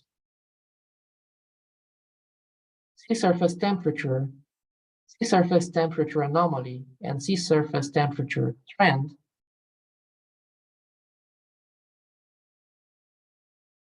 Chlorophyll concentration. Let me open it here. And unfortunately, here you have, you see different scannings of the LEO satellites. And sometimes we have, this is a very small region. I think it's 3 per 5 degrees only. And look at the resolution of this information available on GeoNetcast. You also have the vegetation products we just opened with Panoply.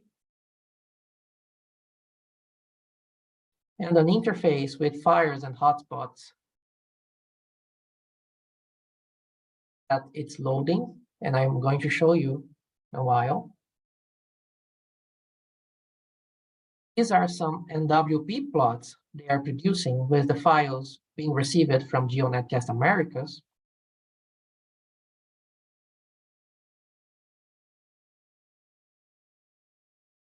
And let me load the page again because it is a little bit slow. But you got the idea. So the idea of this demonstration is to show you the possibilities. You have all this digital data being received on GeoNetCast-Americas, and you may visualize them using a graphical interface like Panoply or Proteus that you have in your stations, or you may use a programming language like Python to process your own images. And as you see here, this is the image from 14 UTC, and that's from 14 to 1410 UTCs. And if I enter DSAT, for example, which is the interface developed here at NPay, last image that we have is from 1350. Please note that our colleagues from El Salvador have an image that is one scan ahead of ESAT, which is interface developed here at ENPE. And that's because they are processing the files to very specific regions, right? So they can optimize the latencies and the data processing requirements. So in DSAT, on the other hand, and on Series LiDAR, as we are going to see after the break, we are processing many sectors for many resolutions for many bands. And that is why usually we are one scan behind. And if you are receiving the digital files with a system like GeoNetcast, you can produce your data faster than the options that are available online. And that's one of the benefits of having a system like GeoNetcast. And this is very important. Okay. And apart from that, we have some messages and warnings and watches, like tsunami warnings. And this one is from April 24, which is the last warning for the region. Okay, so this is just an example of a visualization interface of a GeoNetcast-Americas user. So you understand the possibilities that I'm going to demonstrate after the break. So now, after the break, we are going to start exploring data with Python. And now that we have a better idea of the content of the system and have opened some products using a graphical interface software like Panoply, the idea from now on is start to explore all these products with Python, which is the subject of our next presentation. And I wonder if there's any questions before the break. I don't think so, right? Hello, Diego. Hi, Cassie. I think I was able to handle most.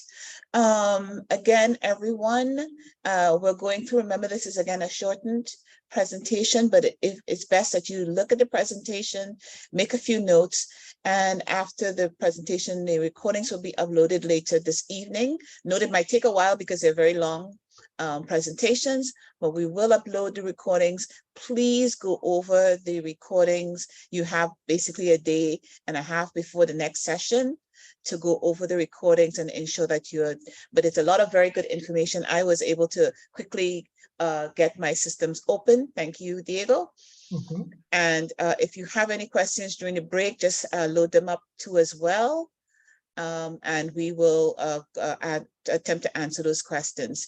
Diego, I may disappear for about a little while, but I'll try and get back to you as soon as possible. Okay, thank you very much, Cassie. And you have all the presentations on Moodle. And if you have any questions related to Panoply or Python, you may send me an email and I will try to answer you until our next session. Okay, now let's go to the break and we will return in 15 minutes. Okay, thank you.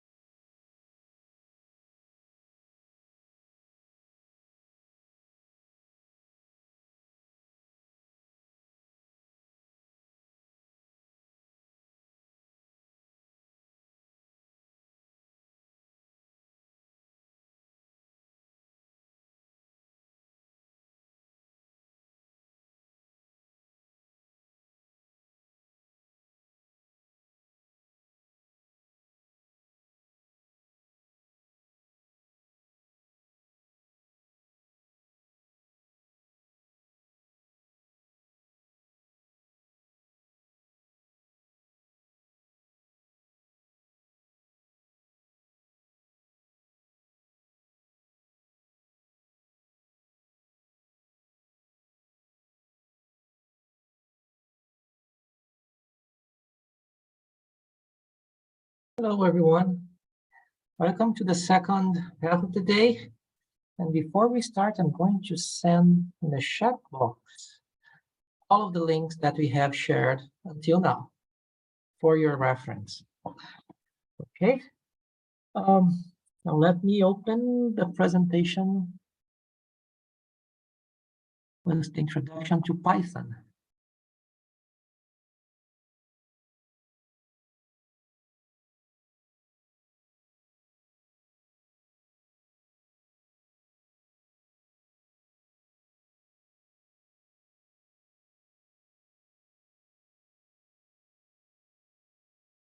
Okay, let's begin our journey with Python. Can you hear me well? Could you please let me know if you can hear me well and if you are seeing my slides?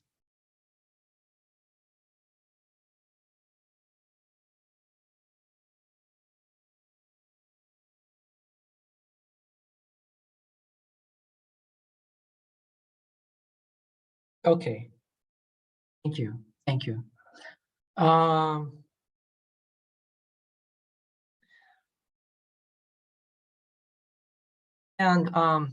Before we start the hands-on, where we will learn how to process GOES-R imagery, in this presentation, I'll give you some background information so you understand why Python is the programming language most used by the satellite user community. And we'll see how I have started using Python. We'll see a summary of the libraries that are very useful to process satellite imagery. Then we will see many application examples so you have an idea of what is possible. And after that, we will start exploring Google COLAB, which is a tool that allows us to run Python scripts directly in the cloud without the need to install softwares and download data to our computers. And it is a very, very nice tool for training and collaborative development. And we will finish with some basic demonstrations before we start hands-on and process GOES-R data. And before we start, I just would like to comment very quickly about the Regional Data Processing and Visualization Task Force, which was originated in one of the WMO regional initiatives.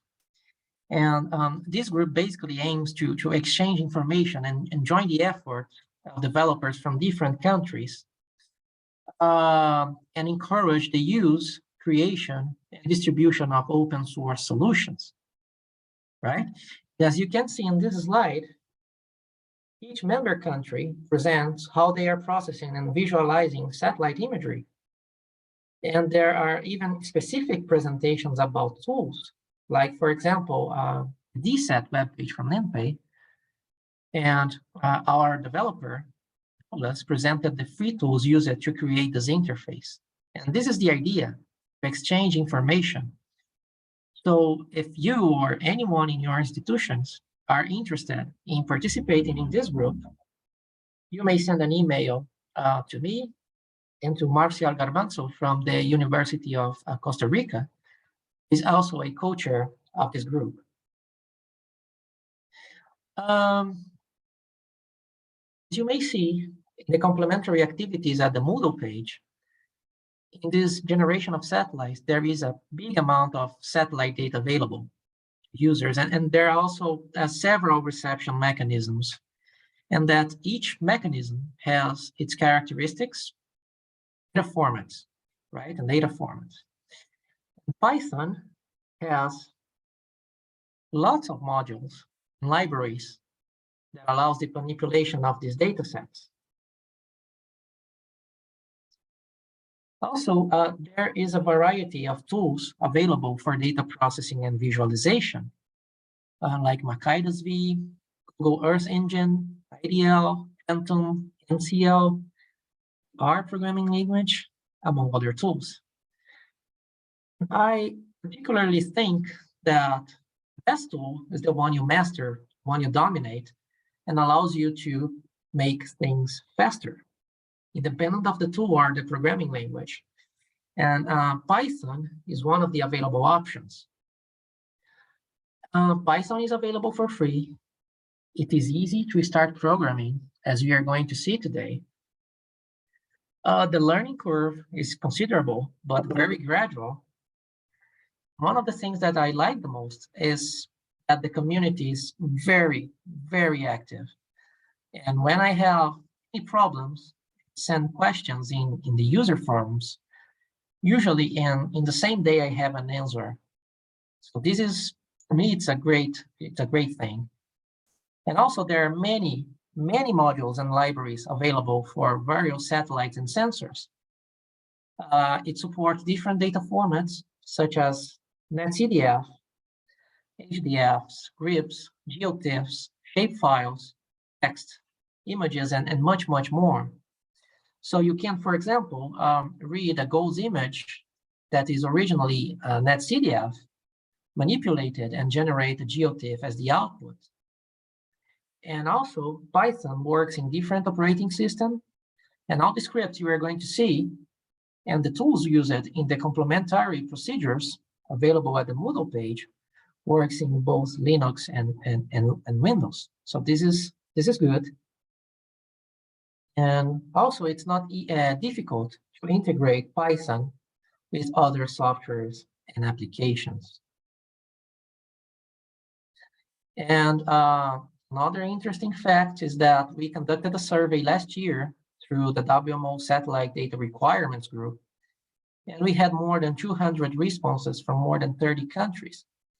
And among the questions, we had specific questions about data processing for both GEO and LEO satellites. And as you can see here, Python is the most used tool in the satellite data user community for both GEO in blue and LEO in orange.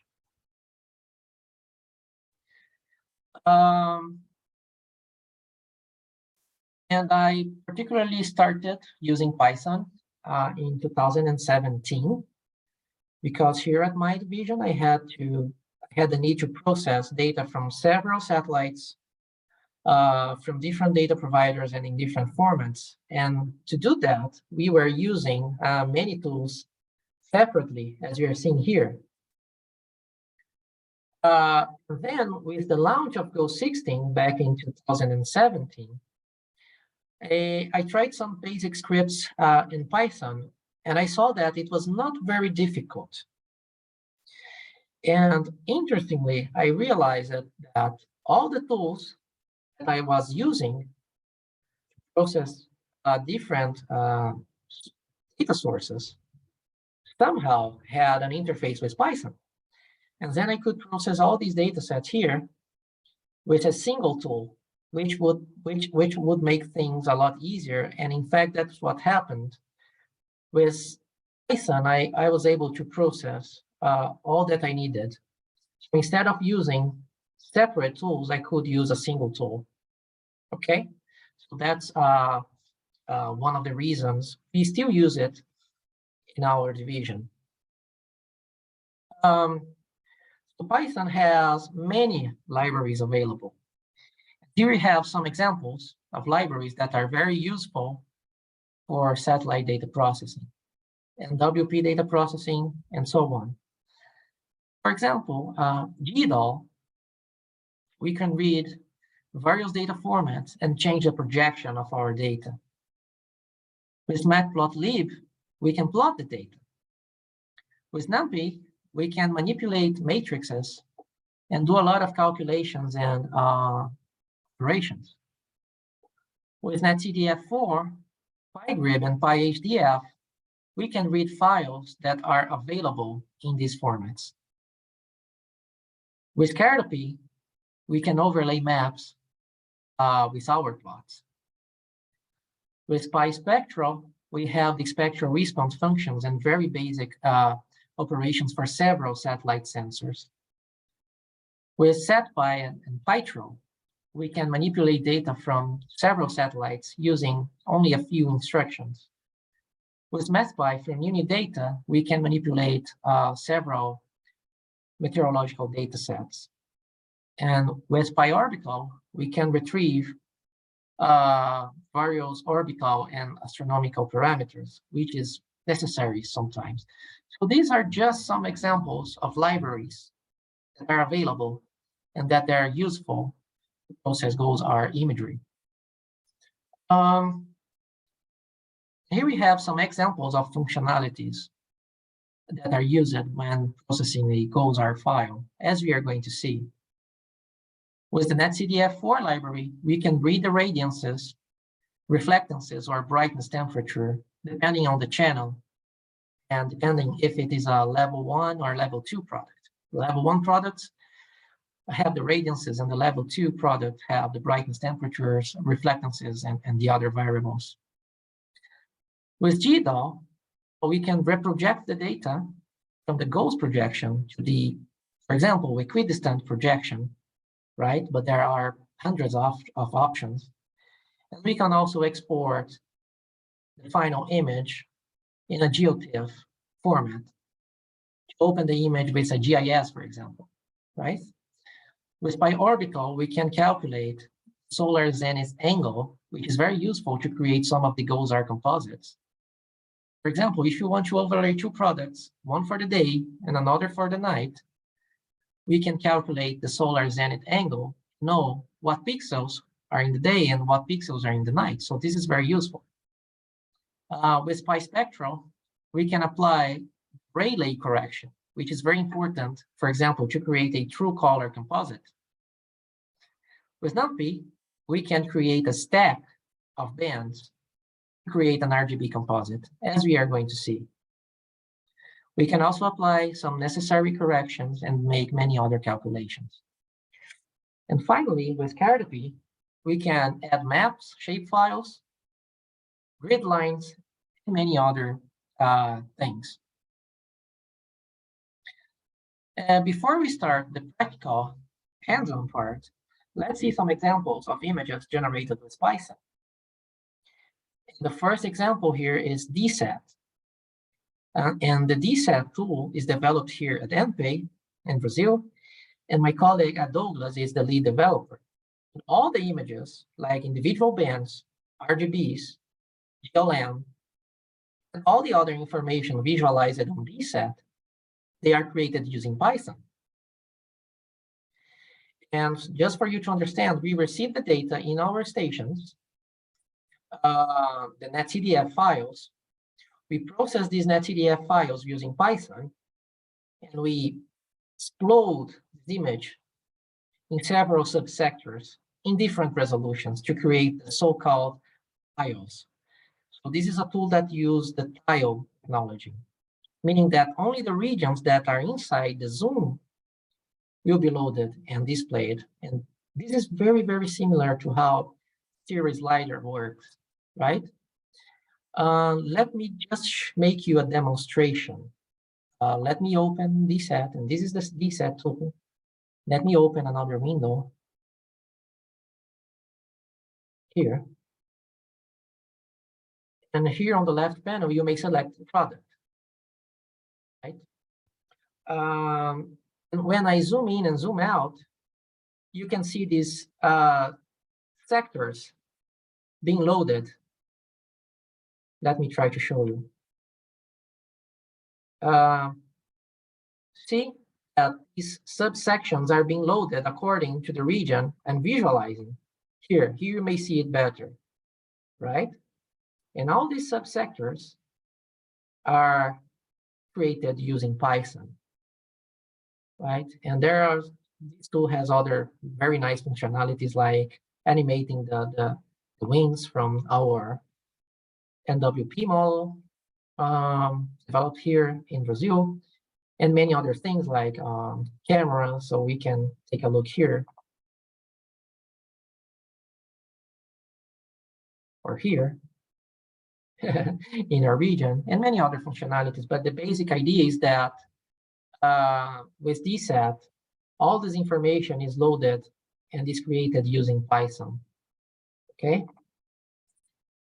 Going back to the slides.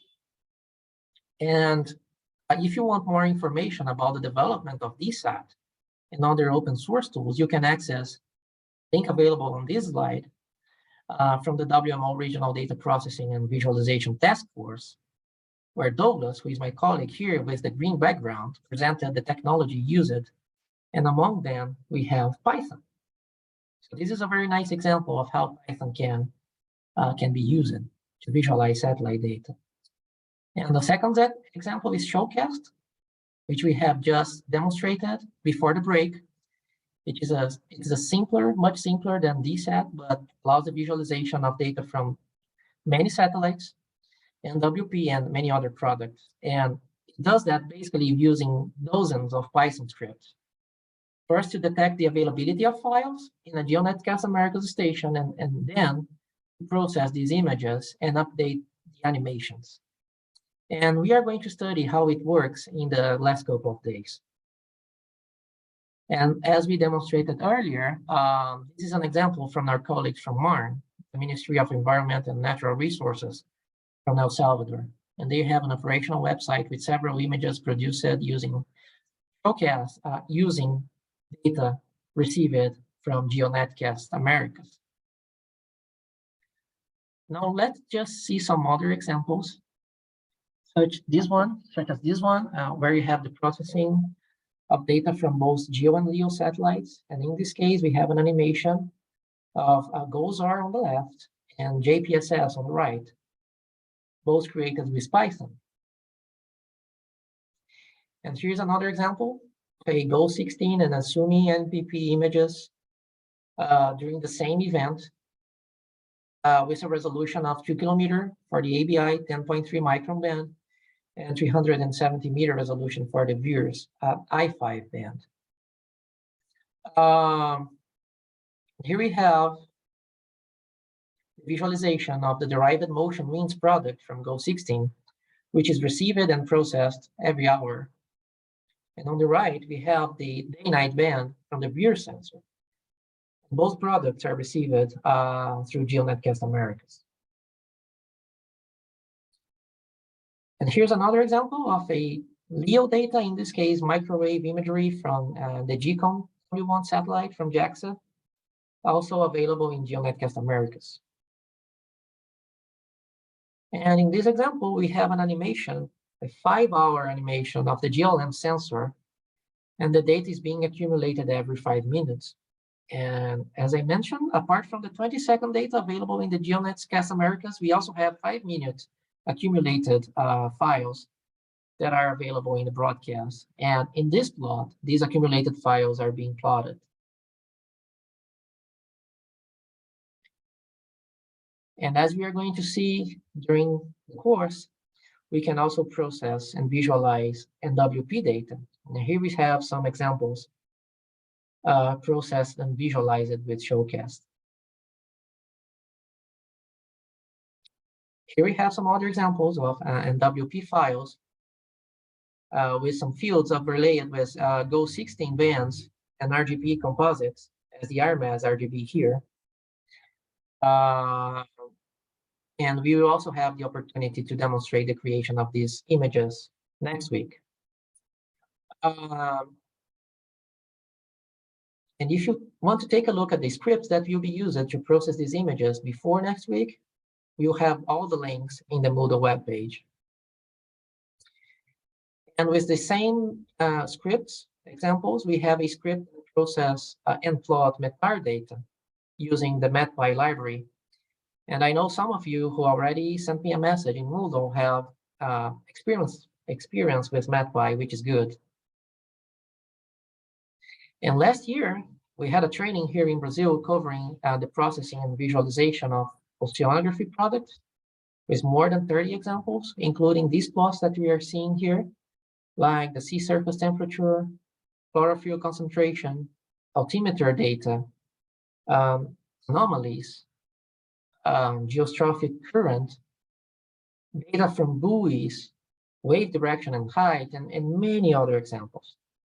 We are not going to see these examples in this training, but there is a link on the Moodle page on the additional resources section where you may access all these examples and run them directly in the cloud, as we are going to see later. And during the same training, last year, we also saw how to process SCAT winds on the METOP satellites, which is quite a challenge due to the LEO orbit and the need to overlay the time of the satellite passes, like here, here, here, and here. So we may use this information with GO16, among other details. And this example is also available at the Moodle page. Also, as I mentioned earlier, in October of this year, we are going to organize a training here on weather radar data processing and visualization, including a theory and hands-on. And in this case, it is a collaboration between NPE and UNIFE, which is a university here in Brazil. Another example, here we have very high resolution images processed with Python. And in this case, generating 10-meter resolution images from Sentinel-2 here and here, and 300-meter resolution images from Sentinel-3 here. And these images were created with SatPy, with the SatPy PyTrol library, and it is very easy to use. And if you look here, with less than 10 lines of code, it was possible to generate this image here, right? And I really like these images, and I find it really impressive to have meter resolution images for the same location every 10 days or 5 days.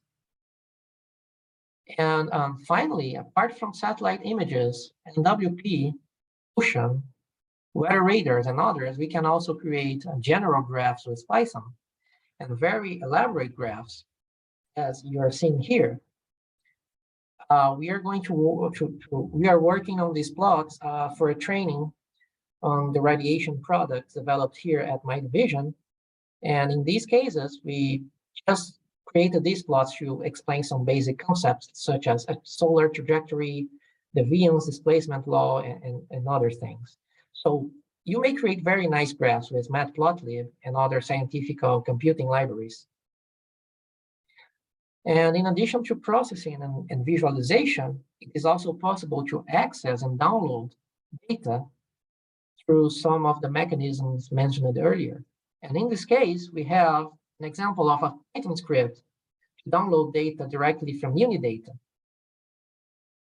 And apart from Unidata, it is also possible to download NetCDFs directly from Amazon using Python scripts. And in this example, we specify here the data we want, in this case, the product and the date. And if the data is available for that particular time and date, we download the file, process it, and generate the visualization, as you're seeing here. And we should see some examples during this training, right? Because knowing how to download data from the cloud is important, because this data may be used as a backup or to complement the data that is available in GeoNetcast. In a summary, with the number of libraries, everything is possible, right? Even plotting the coverage of the satellite sensors, like in these examples, where you see the coverage of both goes east and west, and the ABI and GLM sensors, right? And that's the idea of this introduction, that you understand the possibilities and the benefits of using a programming language like Python to process weather information. During this training, we are going to see Python examples already applied to satellite data processing. However, if you want to learn and see examples from the very beginning, there's a lot of free information online. And in this slide, I have included some ebooks that are distributed for free by the authors with excellent content. And starting from the most basic concepts, such as variables and types of loops. So I really recommend using these ebooks as a reference in the future.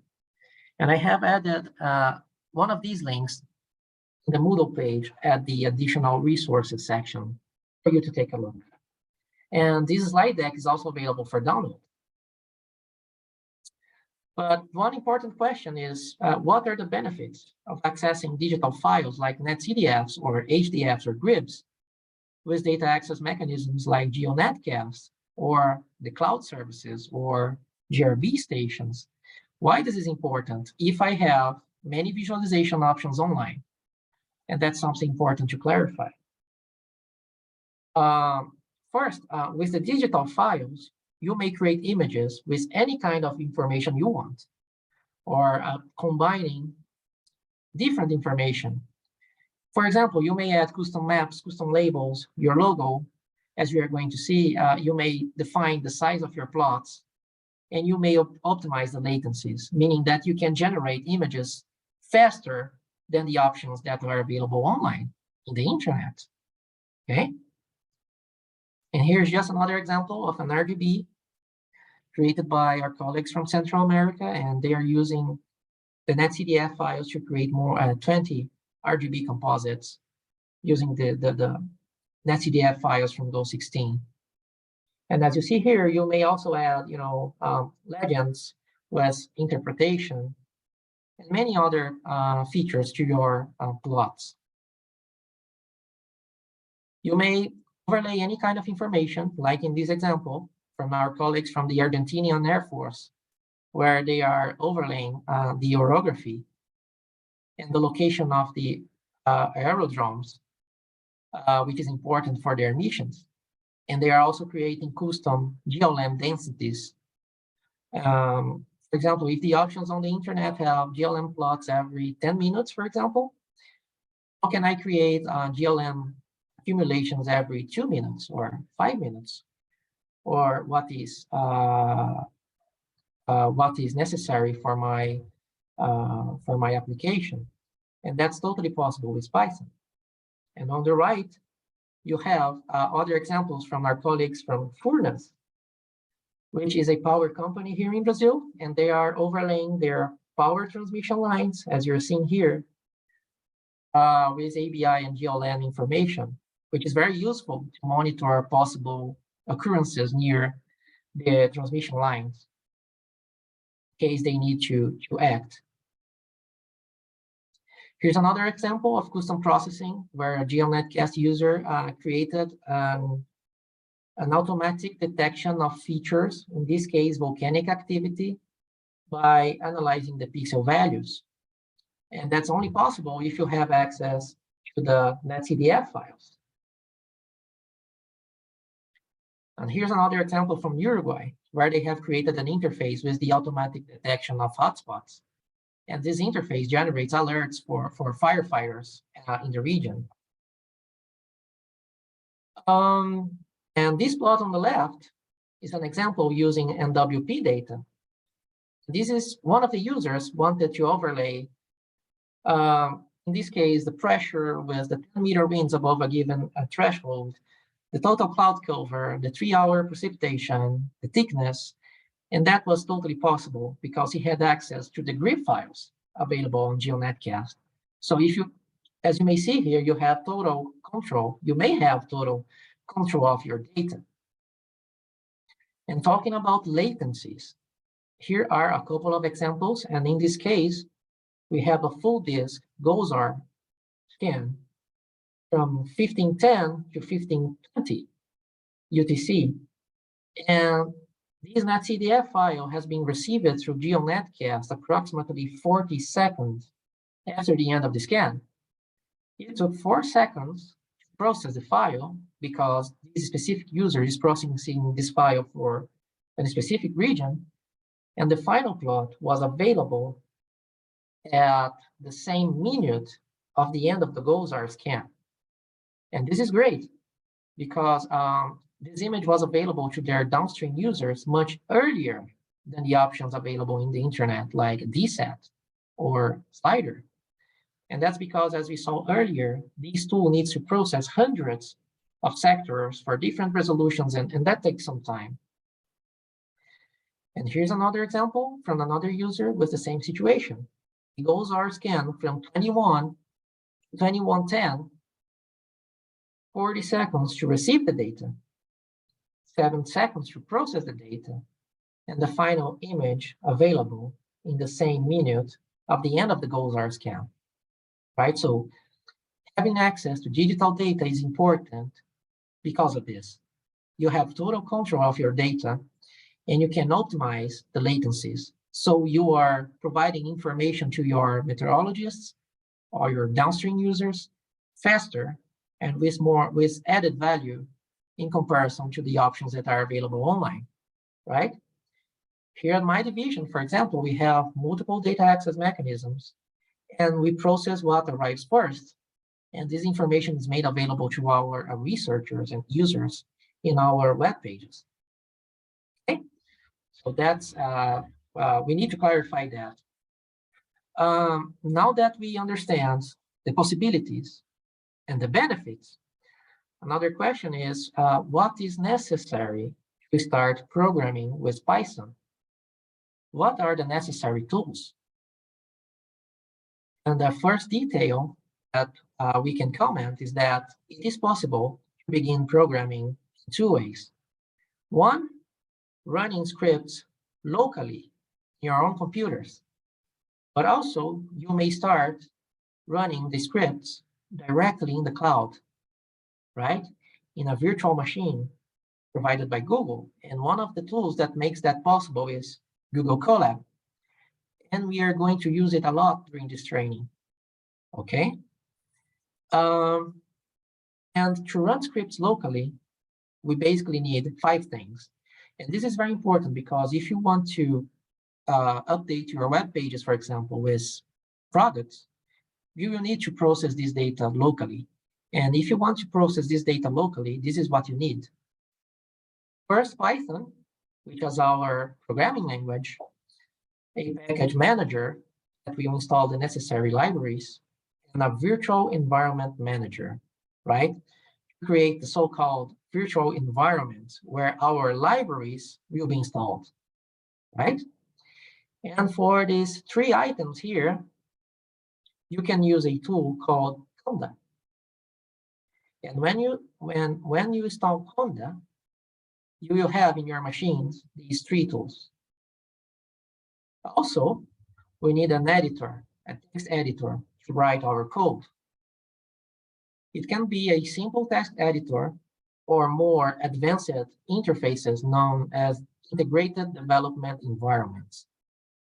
And there are several options, as you see here: Visual Studio Code, PyCharm, Spider, Jupyter Notebooks, etc. Okay, and there are many others.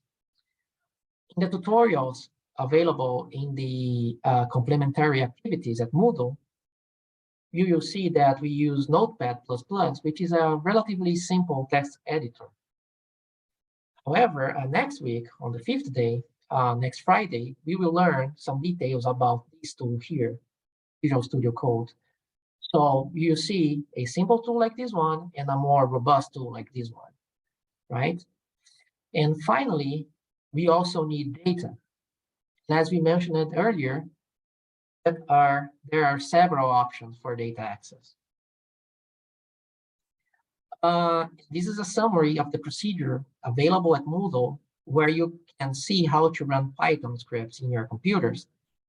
You have the objectives of the activity, how to install the tools, how to access netcdf files directly from the cloud, but you may also use the files available in your stations. And you will also learn how to run scripts and visualize images in an interactive window. So in this procedure, we will see how to install Conda. In fact, it's a lightweight version of Conda called Mini Conda. And after installing this tool, you see how to create environment and install the necessary libraries to run these scripts. Also, we have the procedure to install Notepad++, how to access sample data from Amazon, and how to run your scripts in your machines. And during the activity, you will learn how to make a basic plot, add a title, legend, change the color scale, add maps, see the brightness temperature values, add shapefiles, overlay GLM data with ABI, and create RGB composites. And everything locally, installing the necessary tools in your computers. And if possible, right, really, please try to follow this tutorial during the next days. And if you have any questions or difficulties, please send me an email, okay? And if you follow the tutorial, this is what you should have in your machines when you finish it. The netcdf samples, the plots created by running the scripts, the shapefile, and the Python scripts here, right? And just remember that we have all the scripts at the GitHub page, right? We have a GitHub page for this training. Let me just briefly show you. If you go to Moodle and click here at GitHub,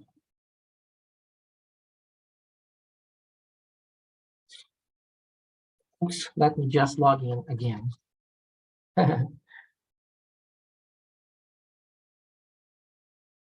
Just a moment. And this is the GitHub page for this training.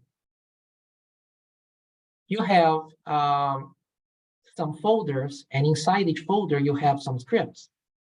So in the goals directory, you have the scripts for the first and second days.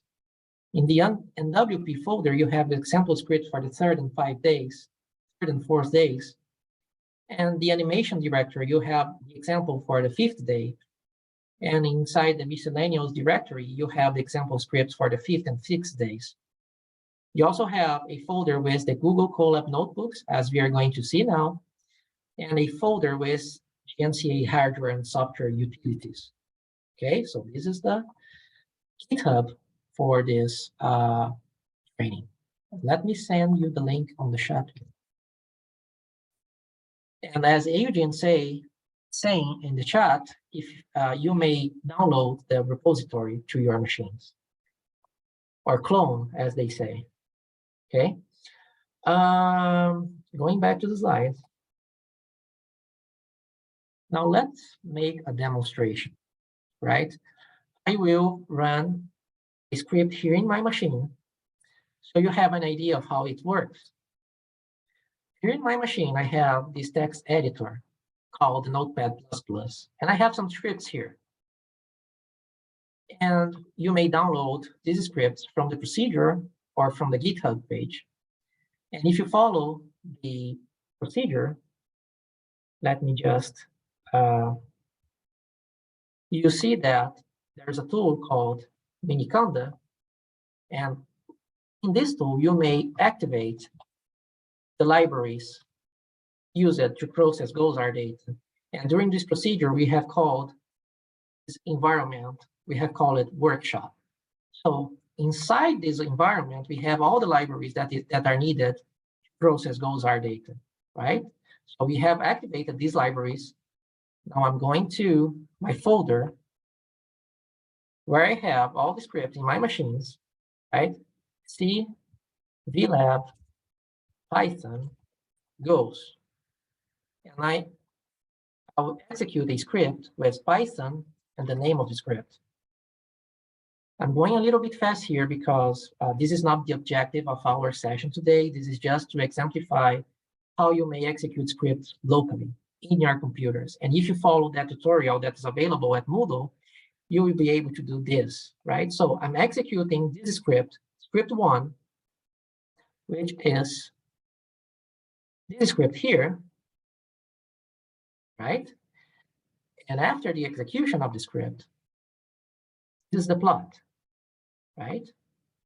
And if I move the mouse cursor over the image, I can see the brightness temperature values here in Kelvin, okay? So this is just an example of how you can execute scripts in your machines. And to learn that, you just need to follow the procedure available at the GeoNetcast-Americas webpage. And let me just open that procedure for you to take a look.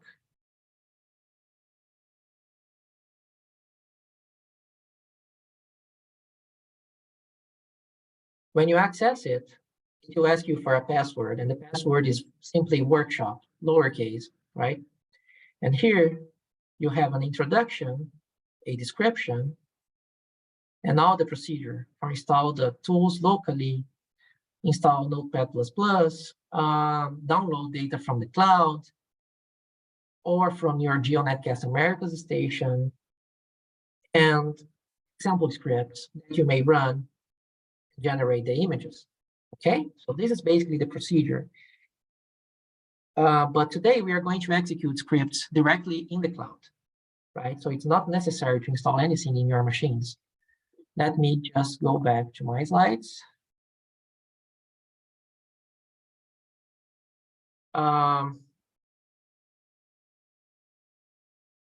The other option to practice and learn Python is running the scripts directly in the cloud. And here we have a link so you can test scripts that are ready to run. And if you want, you may create and run your own scripts without installing anything in your computers. So the objective here is that you learn both options, because running the script in the cloud really facilitates the learning process. However, running scripts locally is what, in the end, you are going to do in your Met services to create images for your downstream users and make these images available in your web pages. Okay, and in your stations, you have a couple of, or 3 tools that are already installed.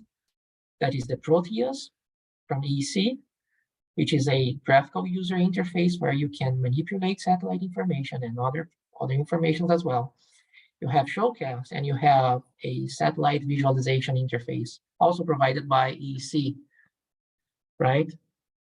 Okay, now let's see some basic concepts of Google COLAB. If you click at this link here, let me click it, and I'm going to send this link to the chat window, right? You may create a new notebook here at File, New Notebook, right? I have just accessed Google COLAB and click at File, New Notebook. A new window will be opened with a blank notebook, right? And here you have what is called a Google COLAB notebook, right?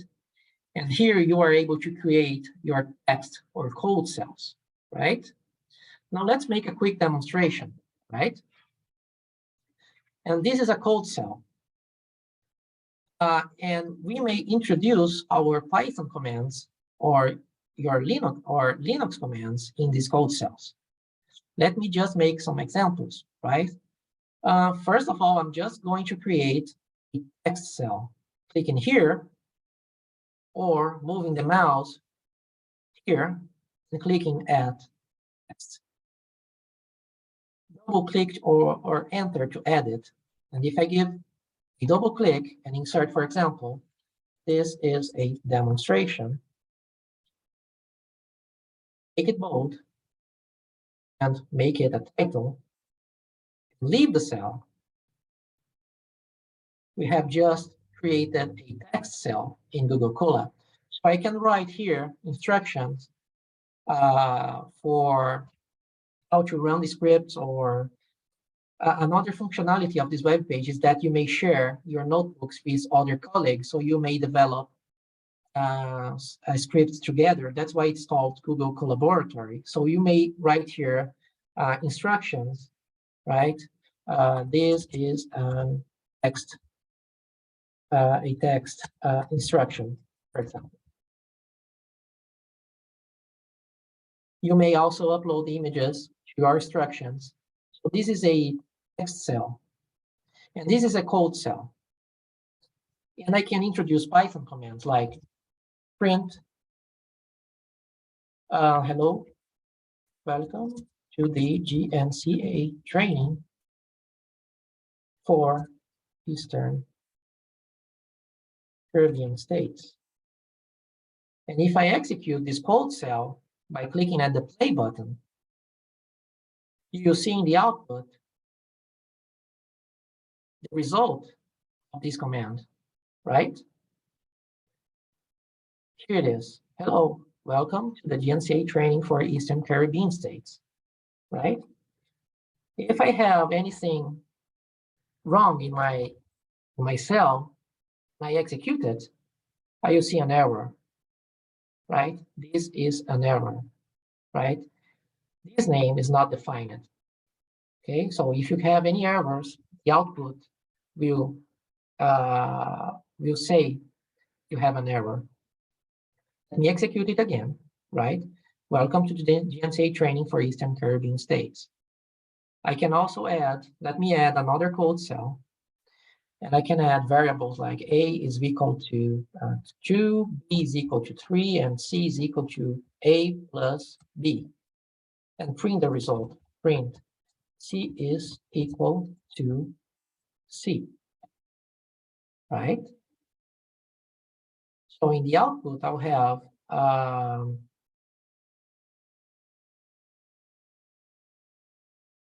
and this is let me see what I have done wrong. Oh, I forgot a comma here. Let me execute it again.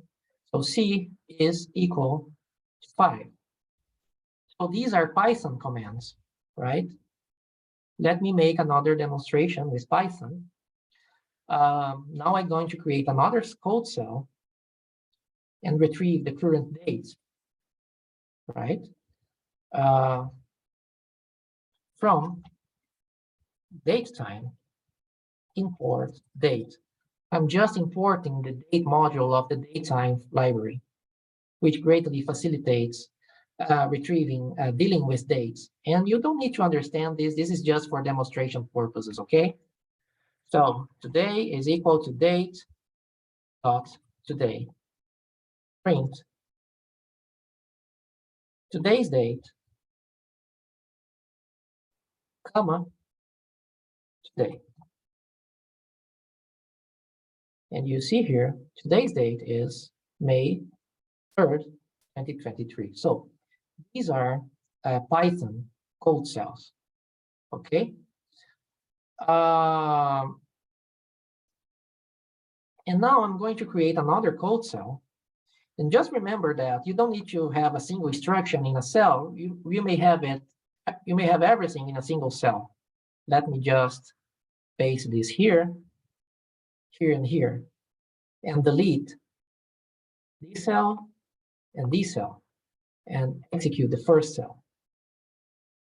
You see everything in a single output. Hello, welcome to the training. C is equal to 5, and today's date, May 3rd, 2023. Okay, so as you see, this is an excellent tool to learn Python and create your products and research and test new things, because as you saw, we don't need to install anything. I just have a Gmail account. I have accessed this link in the chat box and created a new notebook and started programming right away, right? Apart from Python commands, I can have Linux commands. So for example, if I want to check the disk space of this virtual machine provided by Google, I can use the df-h. And all the Linux commands start with an exclamation mark, okay? So here we can see that we have approximately 100 gigabytes of space in this virtual machine, right? If you want, for example, to check the total memory available, the RAM memory available, we can use another Linux command. And you see that we have approximately 13 gigabyte RAM in this virtual machine, which is very nice. We have some machines here at my division which much less than that, doing some important things. If we would like to check the processor, we can use another Linux command.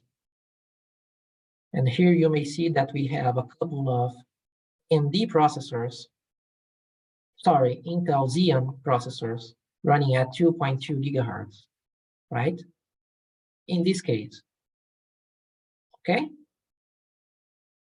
And if you want to see operating system that is installed in this virtual machine, we can use some other Linux commands. And you see that we have Ubuntu 20.04.5. And if you want to know the Python version that is installed in this machine, this is it, Python 3.10.11. So this is just a quick demonstration for you to understand the basic concepts of Google Colab. And this is a perfect tool to get started with Python. Okay. I can change the name of my notebook here. For example, my notebook. And if I go to my Google Drive, there is a folder called Colab Notebooks, and you have my drive, Colab Notebooks, and you have all the notebooks created by you or by your colleagues with your research or your processing or your development. Okay, so this is an excellent tool to start programming with Python. The good news is that you don't need to create a Colab notebook from scratch during this training. Let me go back to my slide. I have already created them for you. So you just need to create a copy of these notebooks, run the code, and see the results. And when you feel comfortable, you may also make some changes to the scripts and see how they affect the resulting plots. Okay? We have 4 example Colab notebooks listed in the Moodle page. And during this training, we will explore 3 of them. This one with GOZAR data processing, this one with NWP data processing, and this one with general data processing. We will not explore this one with Ocean examples, but the notebook is also available in Moodle if you want to take a look in the future, right? And with these 4 notebooks, we have almost 100 example scripts, right? Ready to run, just for you to check, test, and change it according to your needs. And if you want to process anything locally in your machine, you have the procedure, and you may use these examples as a reference for you to create scripts to run in your local workstations, okay? And before we start exploring our first notebook with GOZAR examples, here are some basic instructions, okay? The first thing you need to do when accessing example notebook, as I'm going to share with you, you need to create a copy of this notebook in your OneDrive. So if you do not create a copy, we will be able to run scripts, but we will not be able to make changes and save your changes. So creating a copy is very important. And you just need to click at File, Save a Copy in My Drive, right? In the upper left here. Also, to run any specific cell, you just need to click on the play button in the upper left of each cell. And if you run multiple cells at the same time, the system will wait for that particular cell to be completed in a sequence, right? Another nice shortcut for you to execute cells is Control and Enter. So you don't need to click at the play button. You just need to select the cell, click Enter and Control, and it will execute the cell, right? And here I would like to make a pause and ask you that please make a copy of this notebook that I'm going to send in the chat window. Let me just open it here.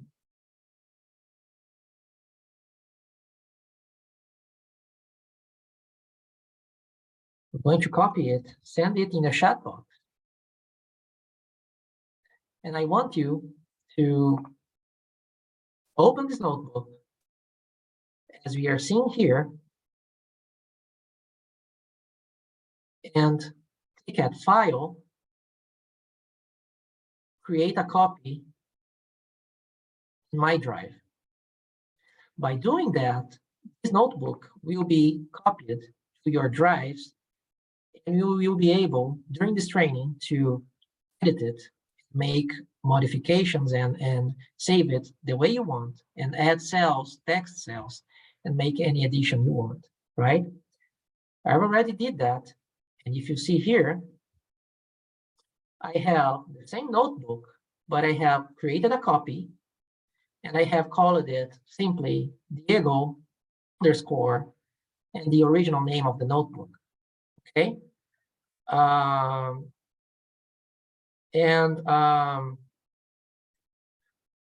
Let me just go back to my slides. And why that's important? Because it takes some minutes to install the required libraries in your notebook and download the ancillary data. And if you run cells now, when we start the hands-on, your notebook will be ready. Okay?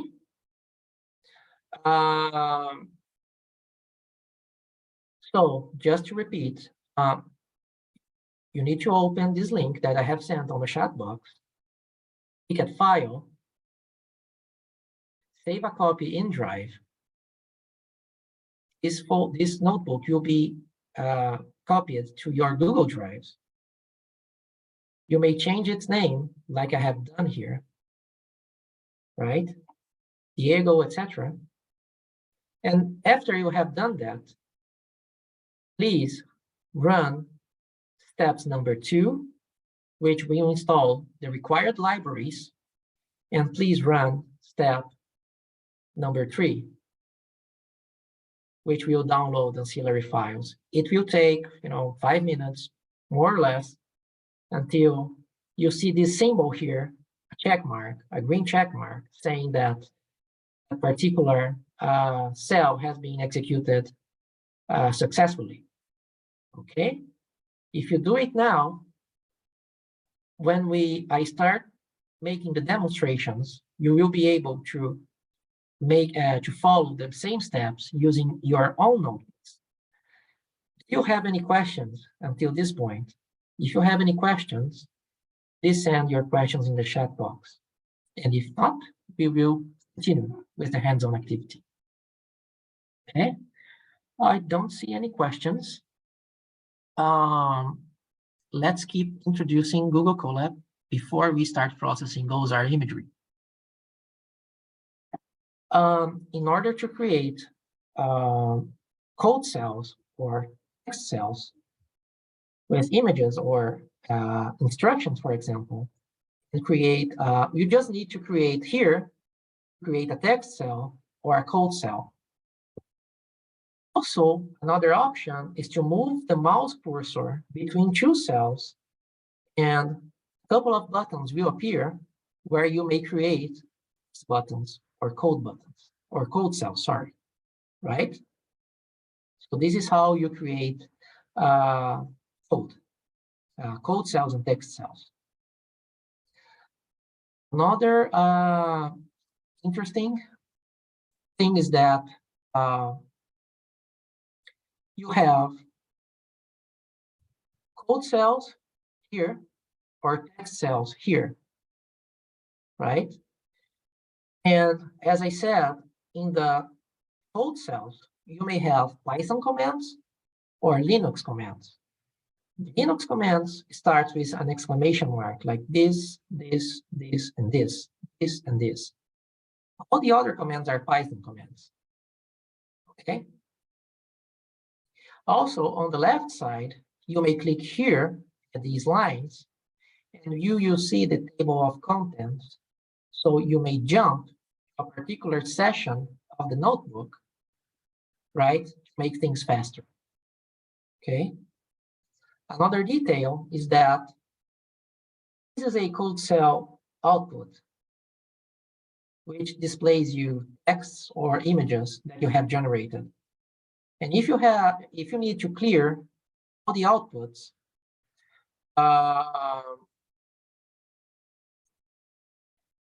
someone has asked, what are the equivalent commands for Windows?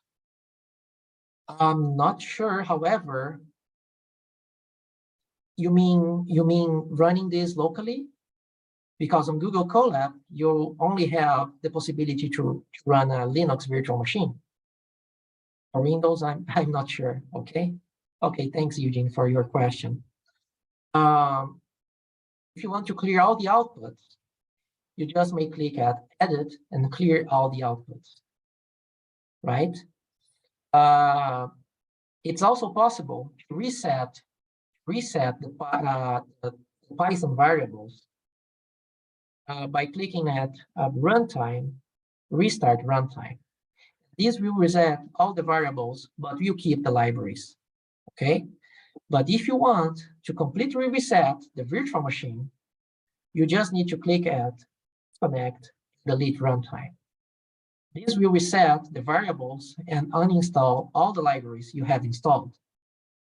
We will not use these two commands during the course, but this could be very useful for you in the future when making your research or developing a new product for your medicines. As I said, this is a great tool for learning, testing and developing new things. But when you need to generate products operationally, you need to have all the tools installed in your workstation.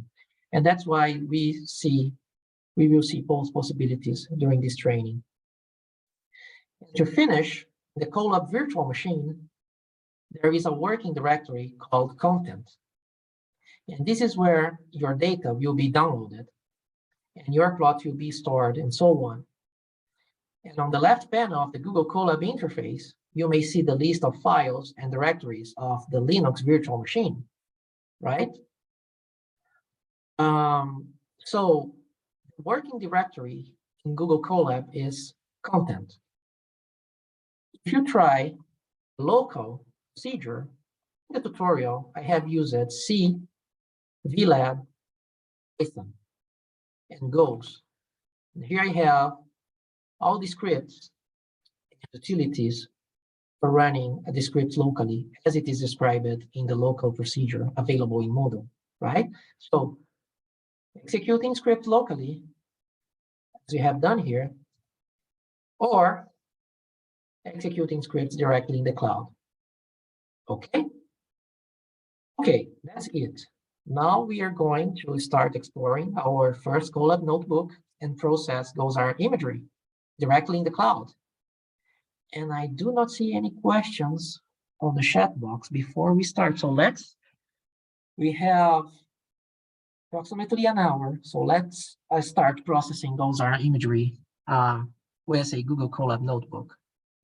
Let me just open my PowerPoint and maximize it.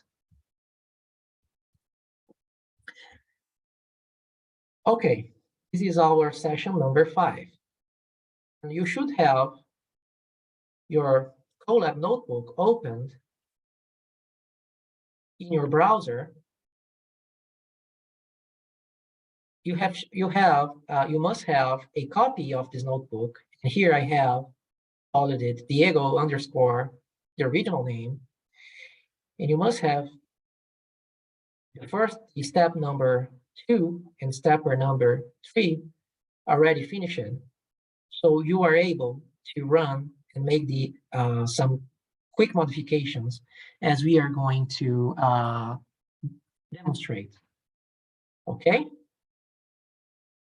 Okay, so let's start processing. Those are .tdf files running Python scripts directly in the cloud, making some calculations and generating some images. If you do not understand an aspect of any of the following scripts, please send your questions in the chat box, or send me an email, or send me a message in Moodle, and I will be very happy to answer your questions until the next day, right? It is very important that you understand the purpose of every line of code, because we will start with simple scripts and they will get more and more and more complex, okay? And we will start with basic concepts like a basic plot, reading pixel values, making a basic operation, adding a color bar, a title, date, overlaying maps, and then if time allows, we will see more advanced concepts Friday. okay? We are not going to see all these scripts during this training. We will focus on the most important ones, and these all will be our priorities during this training. The green ones, which is the ones you have on the local procedure, will be our priorities, okay? But all the scripts are explained in this slide deck that is available in Moodle for your future reference. And I prefer not covering many scripts, go a little bit slower, and be sure that you understand all the concepts and scripts that the time allows us to cover. Okay, let's begin the journey. This is our first script. And as you see, we have divided the script into 4 logical blocks. So it's easier to understand, right? And in every script, for both GOSAR and NWP data, these blocks will become more and more complex, okay?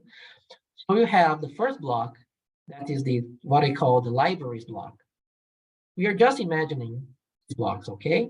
These are logical blocks that we are imagining just to make things easier.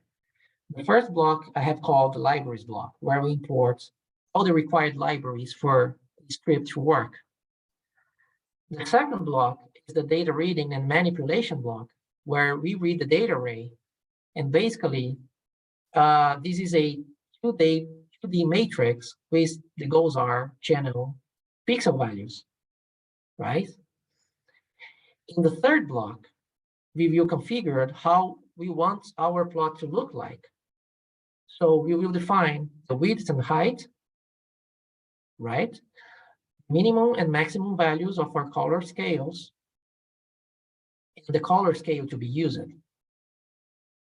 And in the fourth block, we will create a PNG of our plot and show it in an interactive window. Okay. And as I said, we can execute this script locally with my editor here, right? I have all the scripts here, and these scripts are available at GitHub. Or you may use Google COLAB.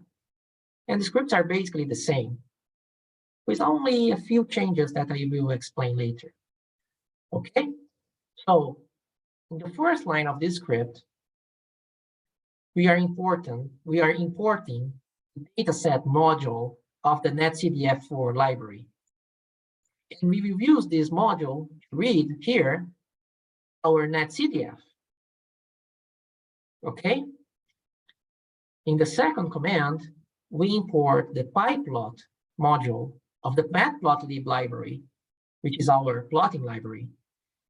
And we will import pyplot and call it PLT.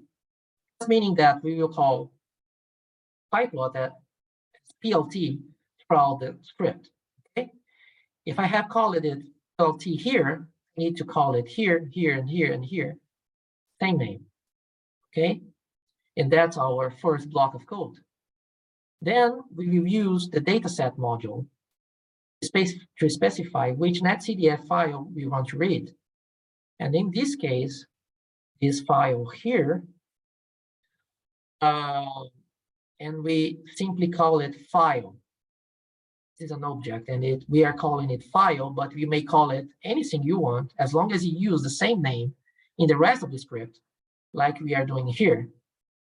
If you call it, for example, band 13, you just need to use band 13 here, okay?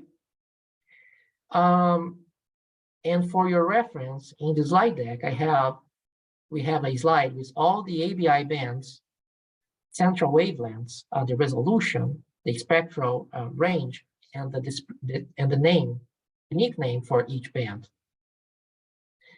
And also, as we mentioned before, this is the GOSAR file naming convention with the sensor, level, product, mode, channel, satellite, start date, end date, and file creation date. And as I said, if you access Shear Slider, DSAT, or any other tool that is available online, you will see this date here, which is the start of the scan.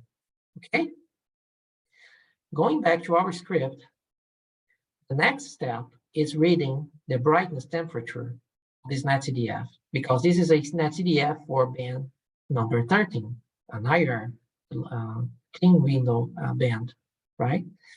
So we will remember when we open this file with Panoply, the variable with the brightness temperatures is called CMI, or cloud and moisture imagery. That's the way NOAA calls it.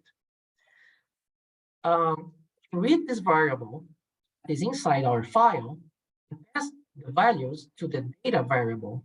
And here we have called it data, but we could have called it any way we want, right? But in this example, it's called data. If you want to read the whole content of this matrix, this 2D matrix, we have to use this column between brackets right after the variable name, right? So this means that we will read the whole matrix, all the columns and all the rows of this data set. And this information will be stored inside the data variable. And again, you may use any name you want, as long as you use the same name on the rest of the script. If you call it,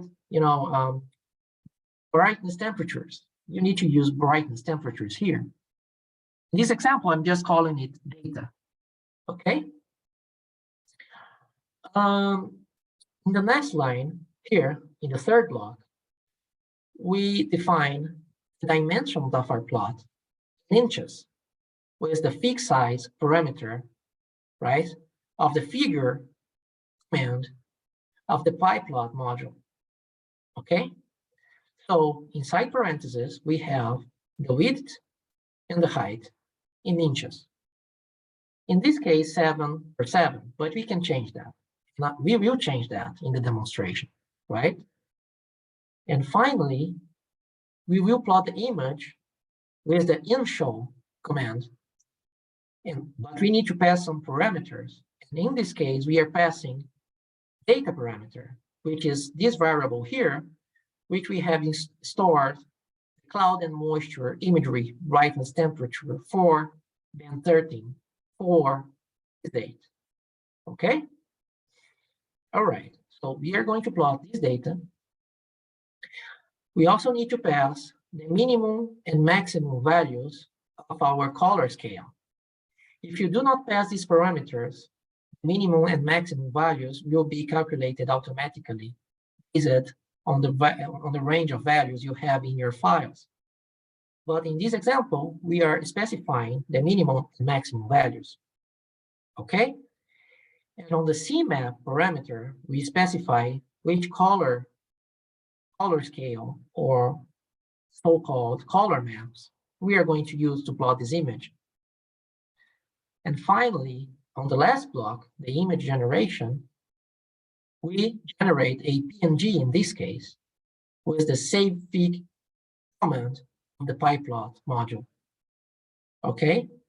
And we may choose any name you want, okay, between quotation marks, right? I have called it image_01, but you may call it my image, band 13, or anything you want, okay? And on the last command of this script, we simply display the image in an interactive display. And this should be the result, okay? When you run the script, the grayscale image of the GO16 band 13, the 10.3 micron band, will be visualized. And as you see here on the axis, the 2-kilometer band have more than 5,000 rows by 5,000 columns. So this is the size of our 2D matrix, right? Now let me just demonstrate how to run this script locally and with Google COLAB, okay? So to run it locally, as I have demonstrated before, I have all the tools installed in my machines, and I have an editor with the script. And if I simply use the command Python, followed by the name of my script, and press enter, this script here will be executed using the libraries that are inside the workshop environment, okay? And inside this environment, I have the NetCDF4 library, the matplotlib library, and all the others, right? Oops, I had to press enter. So this is, by doing this, the script will be executed locally, and here is the result. This is an interactive window that you may zoom in to any region very easily. And when you move the mouse cursor above these pixels, you will see the brightness temperature values here on the upper right corner. For example, here we have a brightness temperature for this band of 116 Kelvin. Okay. If you click at the house icon, it will return to the original view. And you may also save the image. Let me close it. Now let's go to Google COLAB and run. He's asking me if I'm not a robot. And this is the script. Script 1, basic plot reading pixel values. In step number 1, you may run it just to check the virtual machine configuration, right? And here it is, memory, hard drive, etc. In step number 2, we will install the required libraries, NetCDF4, Cartopy, GDAL, etc. And in step number 3, we will download ancillary files using Linux commands, right?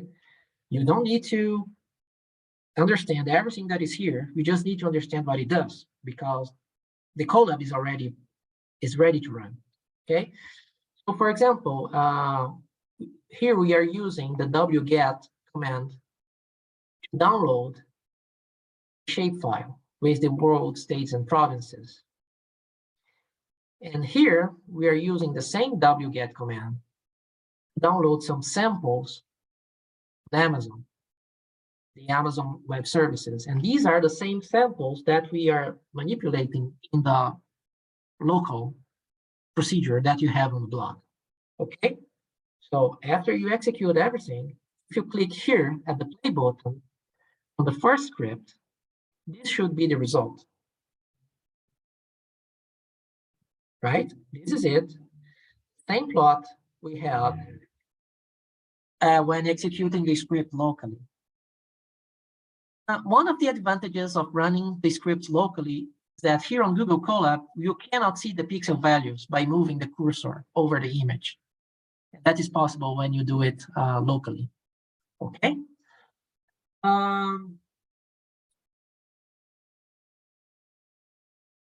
One detail is that we can list all the variables inside the NetCDF file, just as we did with Panoply, right? We can do the same thing, but using Python. And to do that, we just need to use this command here, file, because I have called this file, variables, keys, right? And this will print all the NetCDF variables, just as we did with Panoply. Let's make a quick test. I'm going to return to Conda, to COLAB, and I will add here a command called print file.variables.keys, parentheses. And I'm going to send you this command in the chat room, so you may try it. If you execute cell again by clicking here, or by clicking at Control and Enter together. And I like this shortcut because when your scripts are getting bigger, you need to scroll your window and to reach the play button. You will see here all the variables available on that NetCDF file. Okay, so we are basically doing what Panoply did using Python. Okay, all right. Let's go back to the slide. And here we have some suggested modifications that you could try very easily. You can change the NetCDF file to be read, right? You may change the dimensions of the final image and the minimum and maximum values of the color scale. So let's make some tests together. And that is why I wanted you to try to execute your COLAB notebook 20 minutes ago. So you are ready now to make these tests with me, right? Let's go back to COLAB. And if I change the file name, this is the file name I'm using now, right? But on the third step, I have downloaded other bands. Like in this example, I have a file for band 8. If I copy file name and paste it here, sorry. So this is a file for band 8, right? If I run the script again,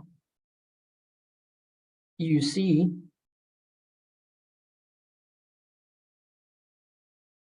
an image for band 8. Okay? Okay, let's go back to band 13 and make some other modifications, right? Let's change the dimensions of the plot. The original code says that we should create a 7x7 inches plot. Now let's change it to, for example, 15 to 15 and execute the script again. You will see that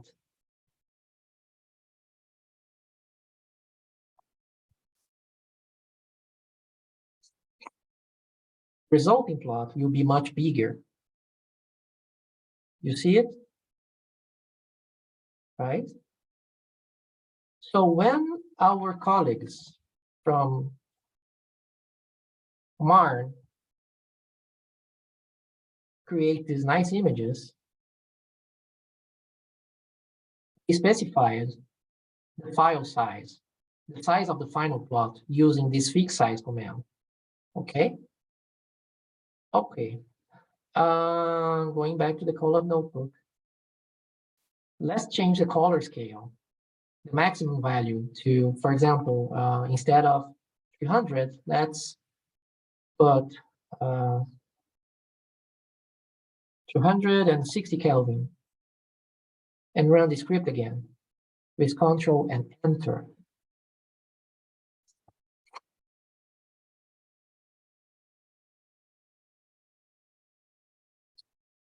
This is what we should see, right? The maximum value of your color scale now is 260 Kelvin, and now you are just seeing the coldest clock tops in this case, right? So we can basically adjust anything you want. Okay? Let me go back to the original script, execute it again. Now let's go to our second script. And we have 30 minutes more, which is good. Sorry. This is our second script. And it look how it is a little bit bigger than the previous one. And it has more lines of code because we are adding elements to our plot, like a color bar, a title, and a date, right? In the libraries block, we have added datetime module, right? And this module greatly facilitates processing dates, and we will read the date of the scanning from the metadata, as we have seen with Panoply. We have seen that there is one of the data sets. We do not have a GOZAR file here, but if you open it here, band 13, you have the date, right? Inside the metadata. So to read this date, manipulate this date, we will use the datetime module. Okay. In our data reading and manipulation block, we will convert from Kelvin to Celsius by subtracting 273. So here at this point, you may do any calculation you want. I'm just saying here that I want to subtract 173 from the whole matrix, and all the pixels, right? So now the data variable have all the brightness temperatures already converted to Celsius. And this opens a lot of possibilities, as we are going to see in the homework, where you need to subtract two bands. If you read two bands here and subtract one minus the other, you may create channel differences and many other things, as we are going to see.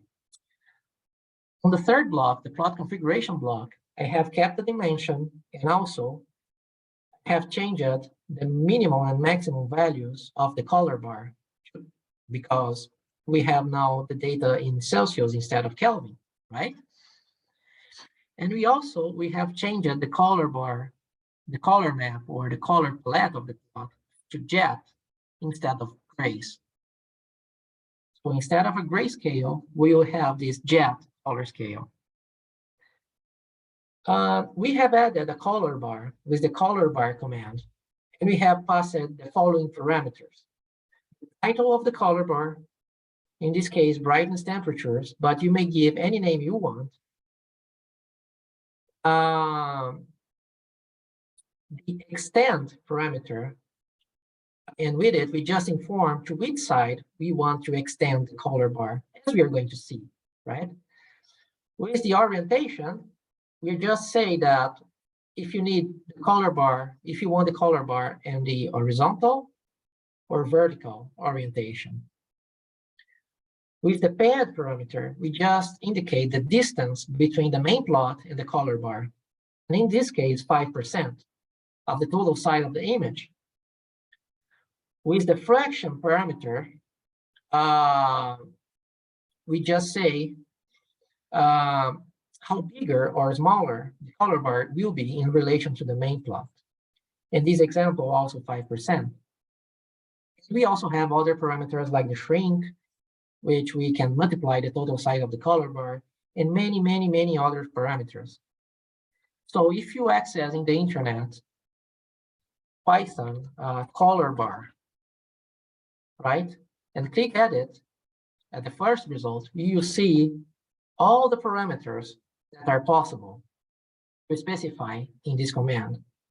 And we are just using a few of them, like fraction, add, orientation, etc. But look how many other you may use. As I said, you have total control of the data, right? Okay. The next command, this one, we use is strptime method of the datetime module to read time and date from the GOES-R file.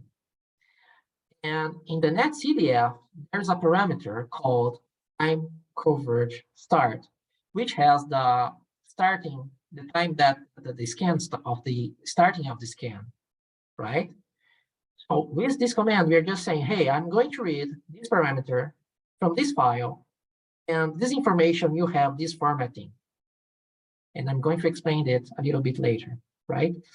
So with this command, we are reading the start of the scan from the netcdf file and storing it in this date object. I have called it date, but again, you may call it any way you want, as long as you refer it with the same name after that, right? And on the next couple of commands, I'm adding some titles with the title command. So we are adding a title on the left side of the plot because we have a parameter with the location of the title here, left. And we will add another title at the right side of the plot. Here, we are specifying right. We also specify that we need the text in bold here with the font weights parameter and the size of the title with the font size parameter, in this case, 10 and 10, right? And remember that we have the date that we just read from the GOES-R satellite file, right? With the strftime parameter, which I'm going to access it here, we can format time and date any way we want. Okay? Let me just open this reference page, strf time Python. And here,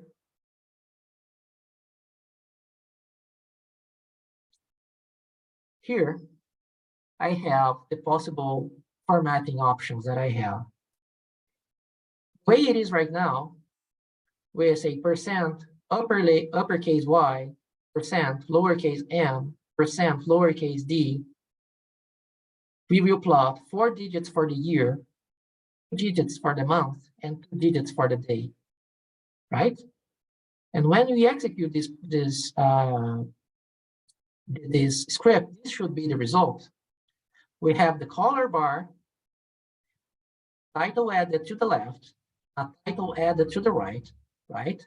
And we have also changed the color scale from grayscale to jet, right? And here we have some quick modifications we can try. We can change the color bar very easily, the title of the image, the appearance of the color bar. And talking about color scales, with Matplotlib, we have many color palettes available by default, as you see here. We just need to select one of these names, standard color names, and the color map will be changed in our plot, right? And here we have some more options. And this is the jet color scale, which varies from blue, here, it varies from blue to green to yellow, and then to red, right? And this is the color scale we have used here, blue to green to yellow to red, right? But we can use any color scales you want. Now let's make some tests with Google COLAB. Let's go back to COLAB, and please try to follow the same steps with me. This is the second script, and this is how the resulting image looks like, right? If I change, the title from Go 16 to Goes East, instead of band, I can use, channel. And on the right, instead of full disk, I will put GNC-A training, right? And if I execute it again, we should have a new title.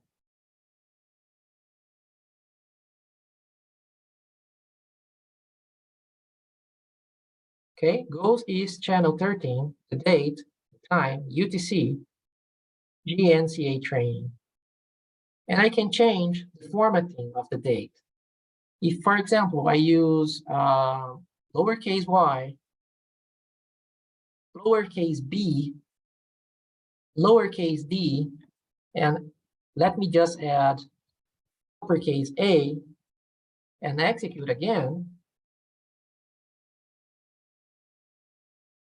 we will have a new title. You see here, the year will have only 2 digits. The months, instead of 2 digits, we have an abbreviation, right? And apart from the day, we have the weekday, okay?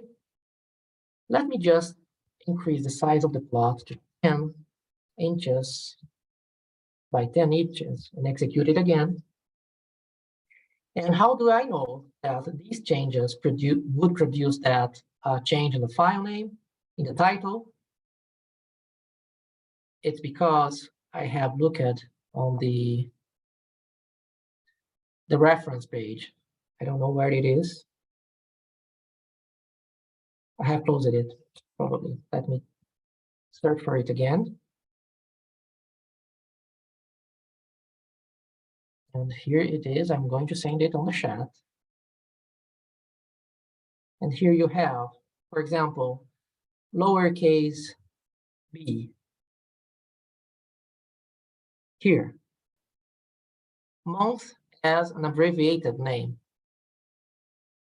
Okay? And that's what we are seeing here, July 17, Wednesday. Okay, and if I change, let me check, what is the abbreviated weekday?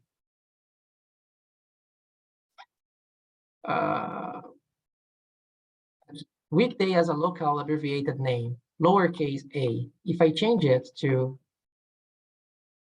lowercase a, instead of Wednesday, it's going to be wed. Okay. Let's change the appearance of the color bar. If I change let me return to a 7x7 plot. Let me reduce the size of the title to 6. And let me change the title of the color bar to, pixel values, BT, degrees Celsius. And let me change the padding to 10% and the fraction to 10%. And extend the color bar only to max. Let me run the script again, and you will see the changes.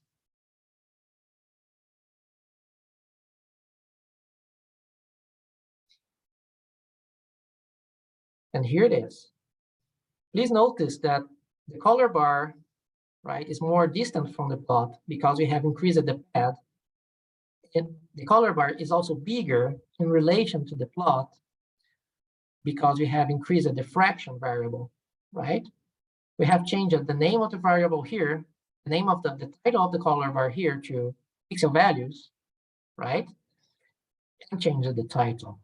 Now let's change the color bar from jet to this one called a rainbow, for example, right? You go to the code and change from jet to rainbow and change, for example, the orientation of the color bar to vertical and execute the script again.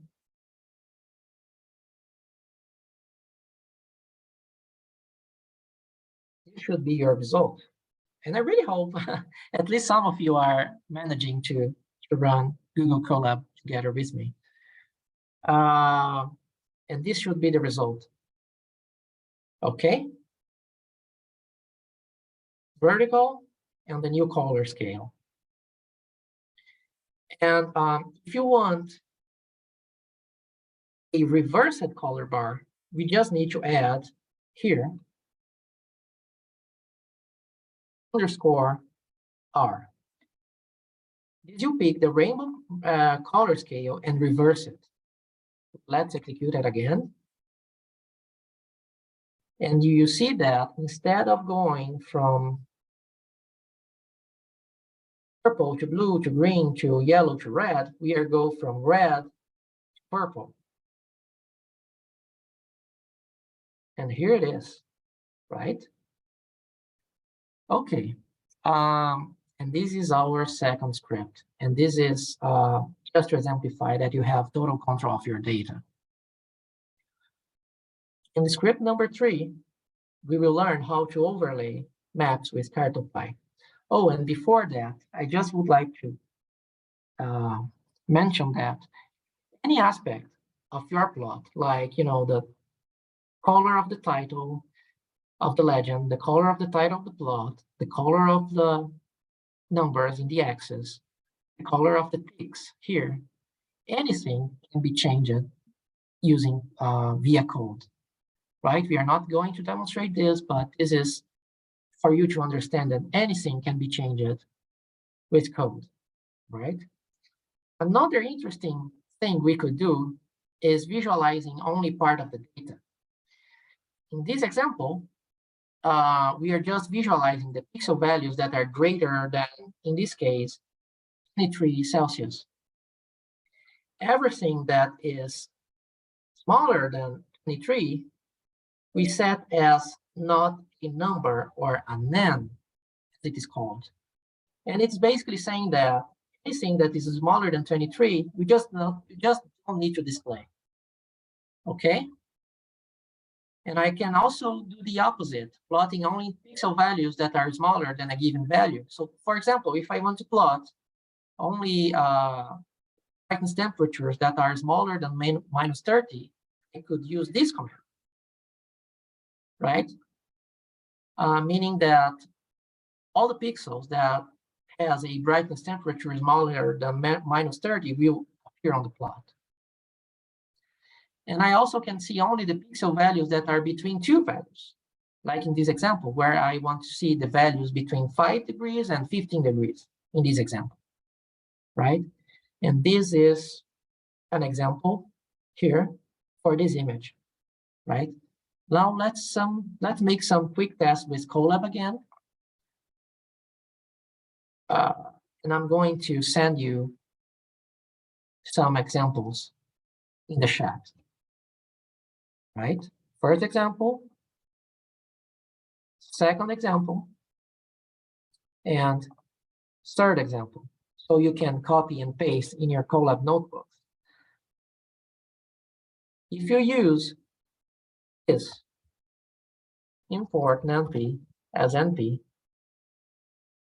and I use this command, all the pixels in the data array that are smaller than 0, for example, I will set them as names or not numbers, right? If I execute the script, so this means that all the pixels smaller than 0 inside the data matrix, I will configure them as not numbers, and they will not be shown in the plot, as you see here. All the pixels that are below 0 are not being visualized, okay?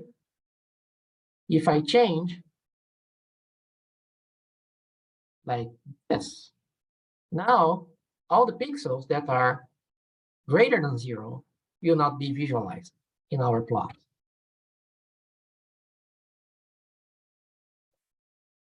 And NumPy is our scientific computing library, okay? And we can do lots of operations with it.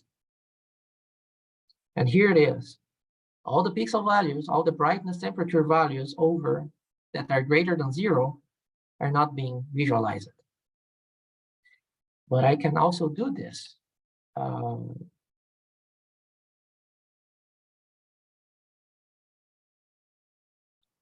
And what I'm saying here is all the pixels that are smaller than 5 or greater than 15 will be set as num.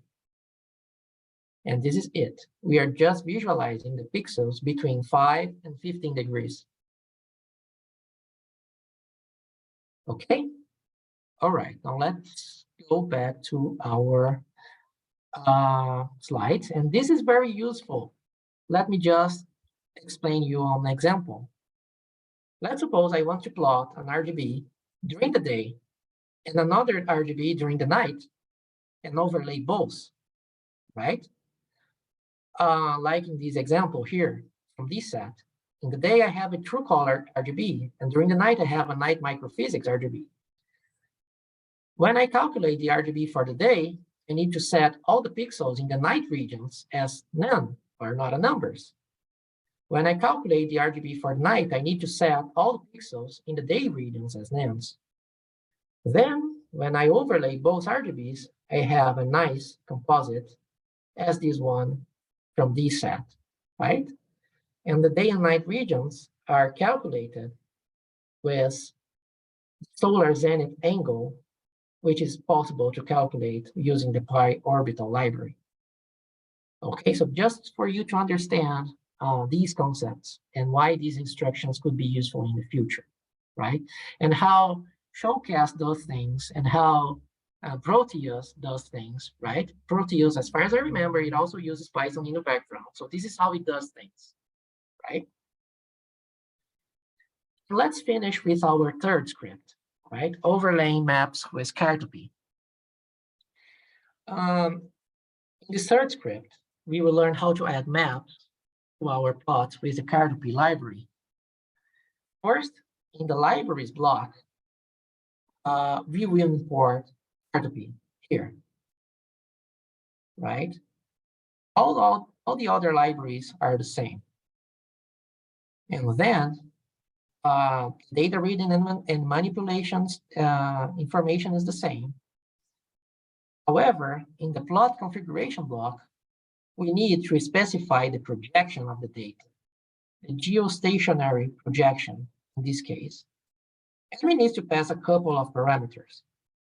The central longitude of the satellite, -75 for goes east, and the altitude of the satellite, 35,000 kilometers, right? And this is a big number because it is accepted as meters by this library. And this is the image extent, right? And for now, we don't need to understand how these numbers are calculated, but you just need to understand that these 4 numbers are the extensions of the data in each direction, north, south, east, and west, right? And with this information, when we pass this information to Cartopy, now we have a georeferenced plot. And Cartopy know how to position the maps and other features over our plots, right? So now we can add more elements, our plots, like coastlines, country borders, grid lines, right? To add coastlines, we are using the coastlines command, and we need to pass some parameters like the resolution of the data, and in this case, I'm using 10 meters, the color of the coastlines, and in this case, white, and the line width, in this case, 0.8. To add country borders with the add feature command, we are just informing Cartopy that we want the color of the borders as white and the line width as 0.5. And we are specifying the grid lines as white with a transparency of 50%, with a dashed line style, and a line width with as 0.5, right? Also, in the image show command, now we need to specify the origin of our data as upper or lower. And the origin of the data means that an upper origin means that the origin of our image is in the upper left. And that's the case for our GOES imagery. The pixels start here, and the scan starts here. For some data sets like GFS data, we are going to process on the next days, the origin of the image, the origin of the information is on the bottom left here. So you need to insert lower in the origin parameter. And this should be the result. Okay. Now that we have a georeferenced image, Cartopy knows how to insert maps and other features to our plot. And if you're running the script locally, when you move your mouse over the pixels, apart from the brightness temperatures, you will see the coordinates of that pixel, right?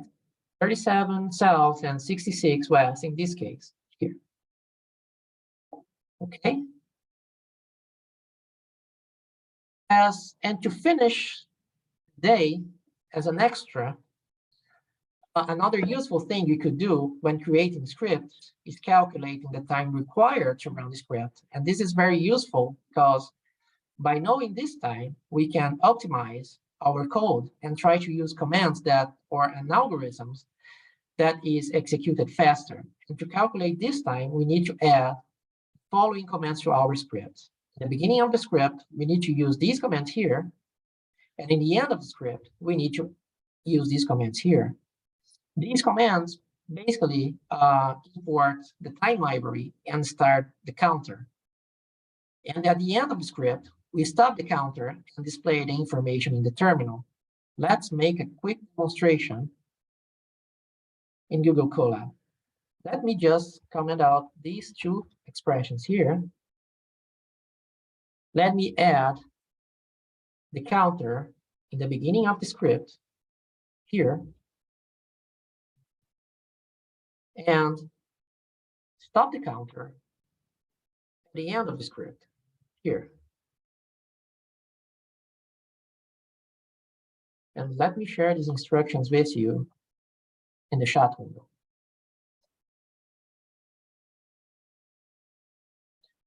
To start the counter and to stop the counter. If I run the script again, you see a log here saying script started, because that's what I put here, print script started. And at the end, total processing time. And I subtract the starting time with the current time, and I have the total processing time. So total processing time, 4.5 seconds. Okay, so this virtual machine, Google COLAB, with a couple of processors running at 2.2 gigahertz, and with approximately 13 gigabyte RAM, we need approximately 5 seconds to plot this full disk image. Okay, and that's all for today. We are already at the end of the first day. Let me just close here.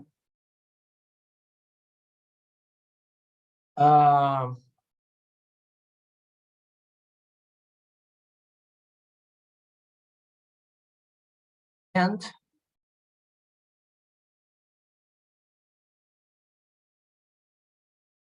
that's it for today. Today we have seen an overview of the GEONETCast-Americas system. We have explored the GNC-A content, some of the files available in the broadcast using a graphical interface called Panoply from NASA. We have introduced Python. Why it is recommended. We have showed some user examples, and we have introduced Google COLAB as a tool that makes possible to process Python scripts directly in the cloud. We have started processing GOES-R imagery, right? And this Friday, we start to explore the GNC-A equipment like the antenna and LNB. We will learn how to retrieve the antenna pointing parameters and practice a little bit. And we will continue to process GOES-R data with the Python hands-on. So thank you very much. I see you this Friday. And if you have any question, I know this is a very big amount of information, right? But you have all the slides in Moodle. You have all the scripts in the GitHub page. And as I said, the idea here is that you understand the possibilities of using Python in your math services. As I have shown in this, let me go back to the Python introduction here. And before you leave, I'd like to say a few words really quickly. Okay, just let me finish here. Just to say that, as you look here, in this work group, we have many countries that are developing their own products and images using Python, right? So they are developing their own value-added products, controlling the latency, making plots fast for the downstream users. And that's my objective here, to show you the possibilities and the benefits of working with Python. And in your ground stations, you have those softwares like Showcast and like Proteus that already make everything for you. But with this, the benefits are many. So that's my basic, the purpose of these presentations, okay? Thank you. Go ahead, Kathy. Perfect. Actually, that is exactly what I wanted to reemphasize, Diego. The whole purpose of this workshop is to show you the possibilities of what you can do on your own and add your value-added products for your own service. So again, it has been a lot of information, but everything is there laid out for you. I would strongly suggest before Friday that you go through some of the what we did today, go over the recordings. We will have it uploaded as soon as it's made available to us. And you can go through at your own time and pace. You can download the charts, download the GitHub, and really have fun with the whole manipulation of the scripts. So if you have any questions over the period, be sure to either, I would actually do a blog on the Moodle site. We can do that, Diego? They can put Yes. questions there too as well, or email Diego directly. Sure, So don't be you can afraid email to me. ask questions. This is your opportunity to learn. And I want to thank Diego. This has really been, I'm sorry I couldn't sit into all of it, but it was really, really exciting. So I started to play a little bit already. Thank you so much. Thank you. Thank you very much, everyone. See you this Friday. Obrigado. Bye-bye.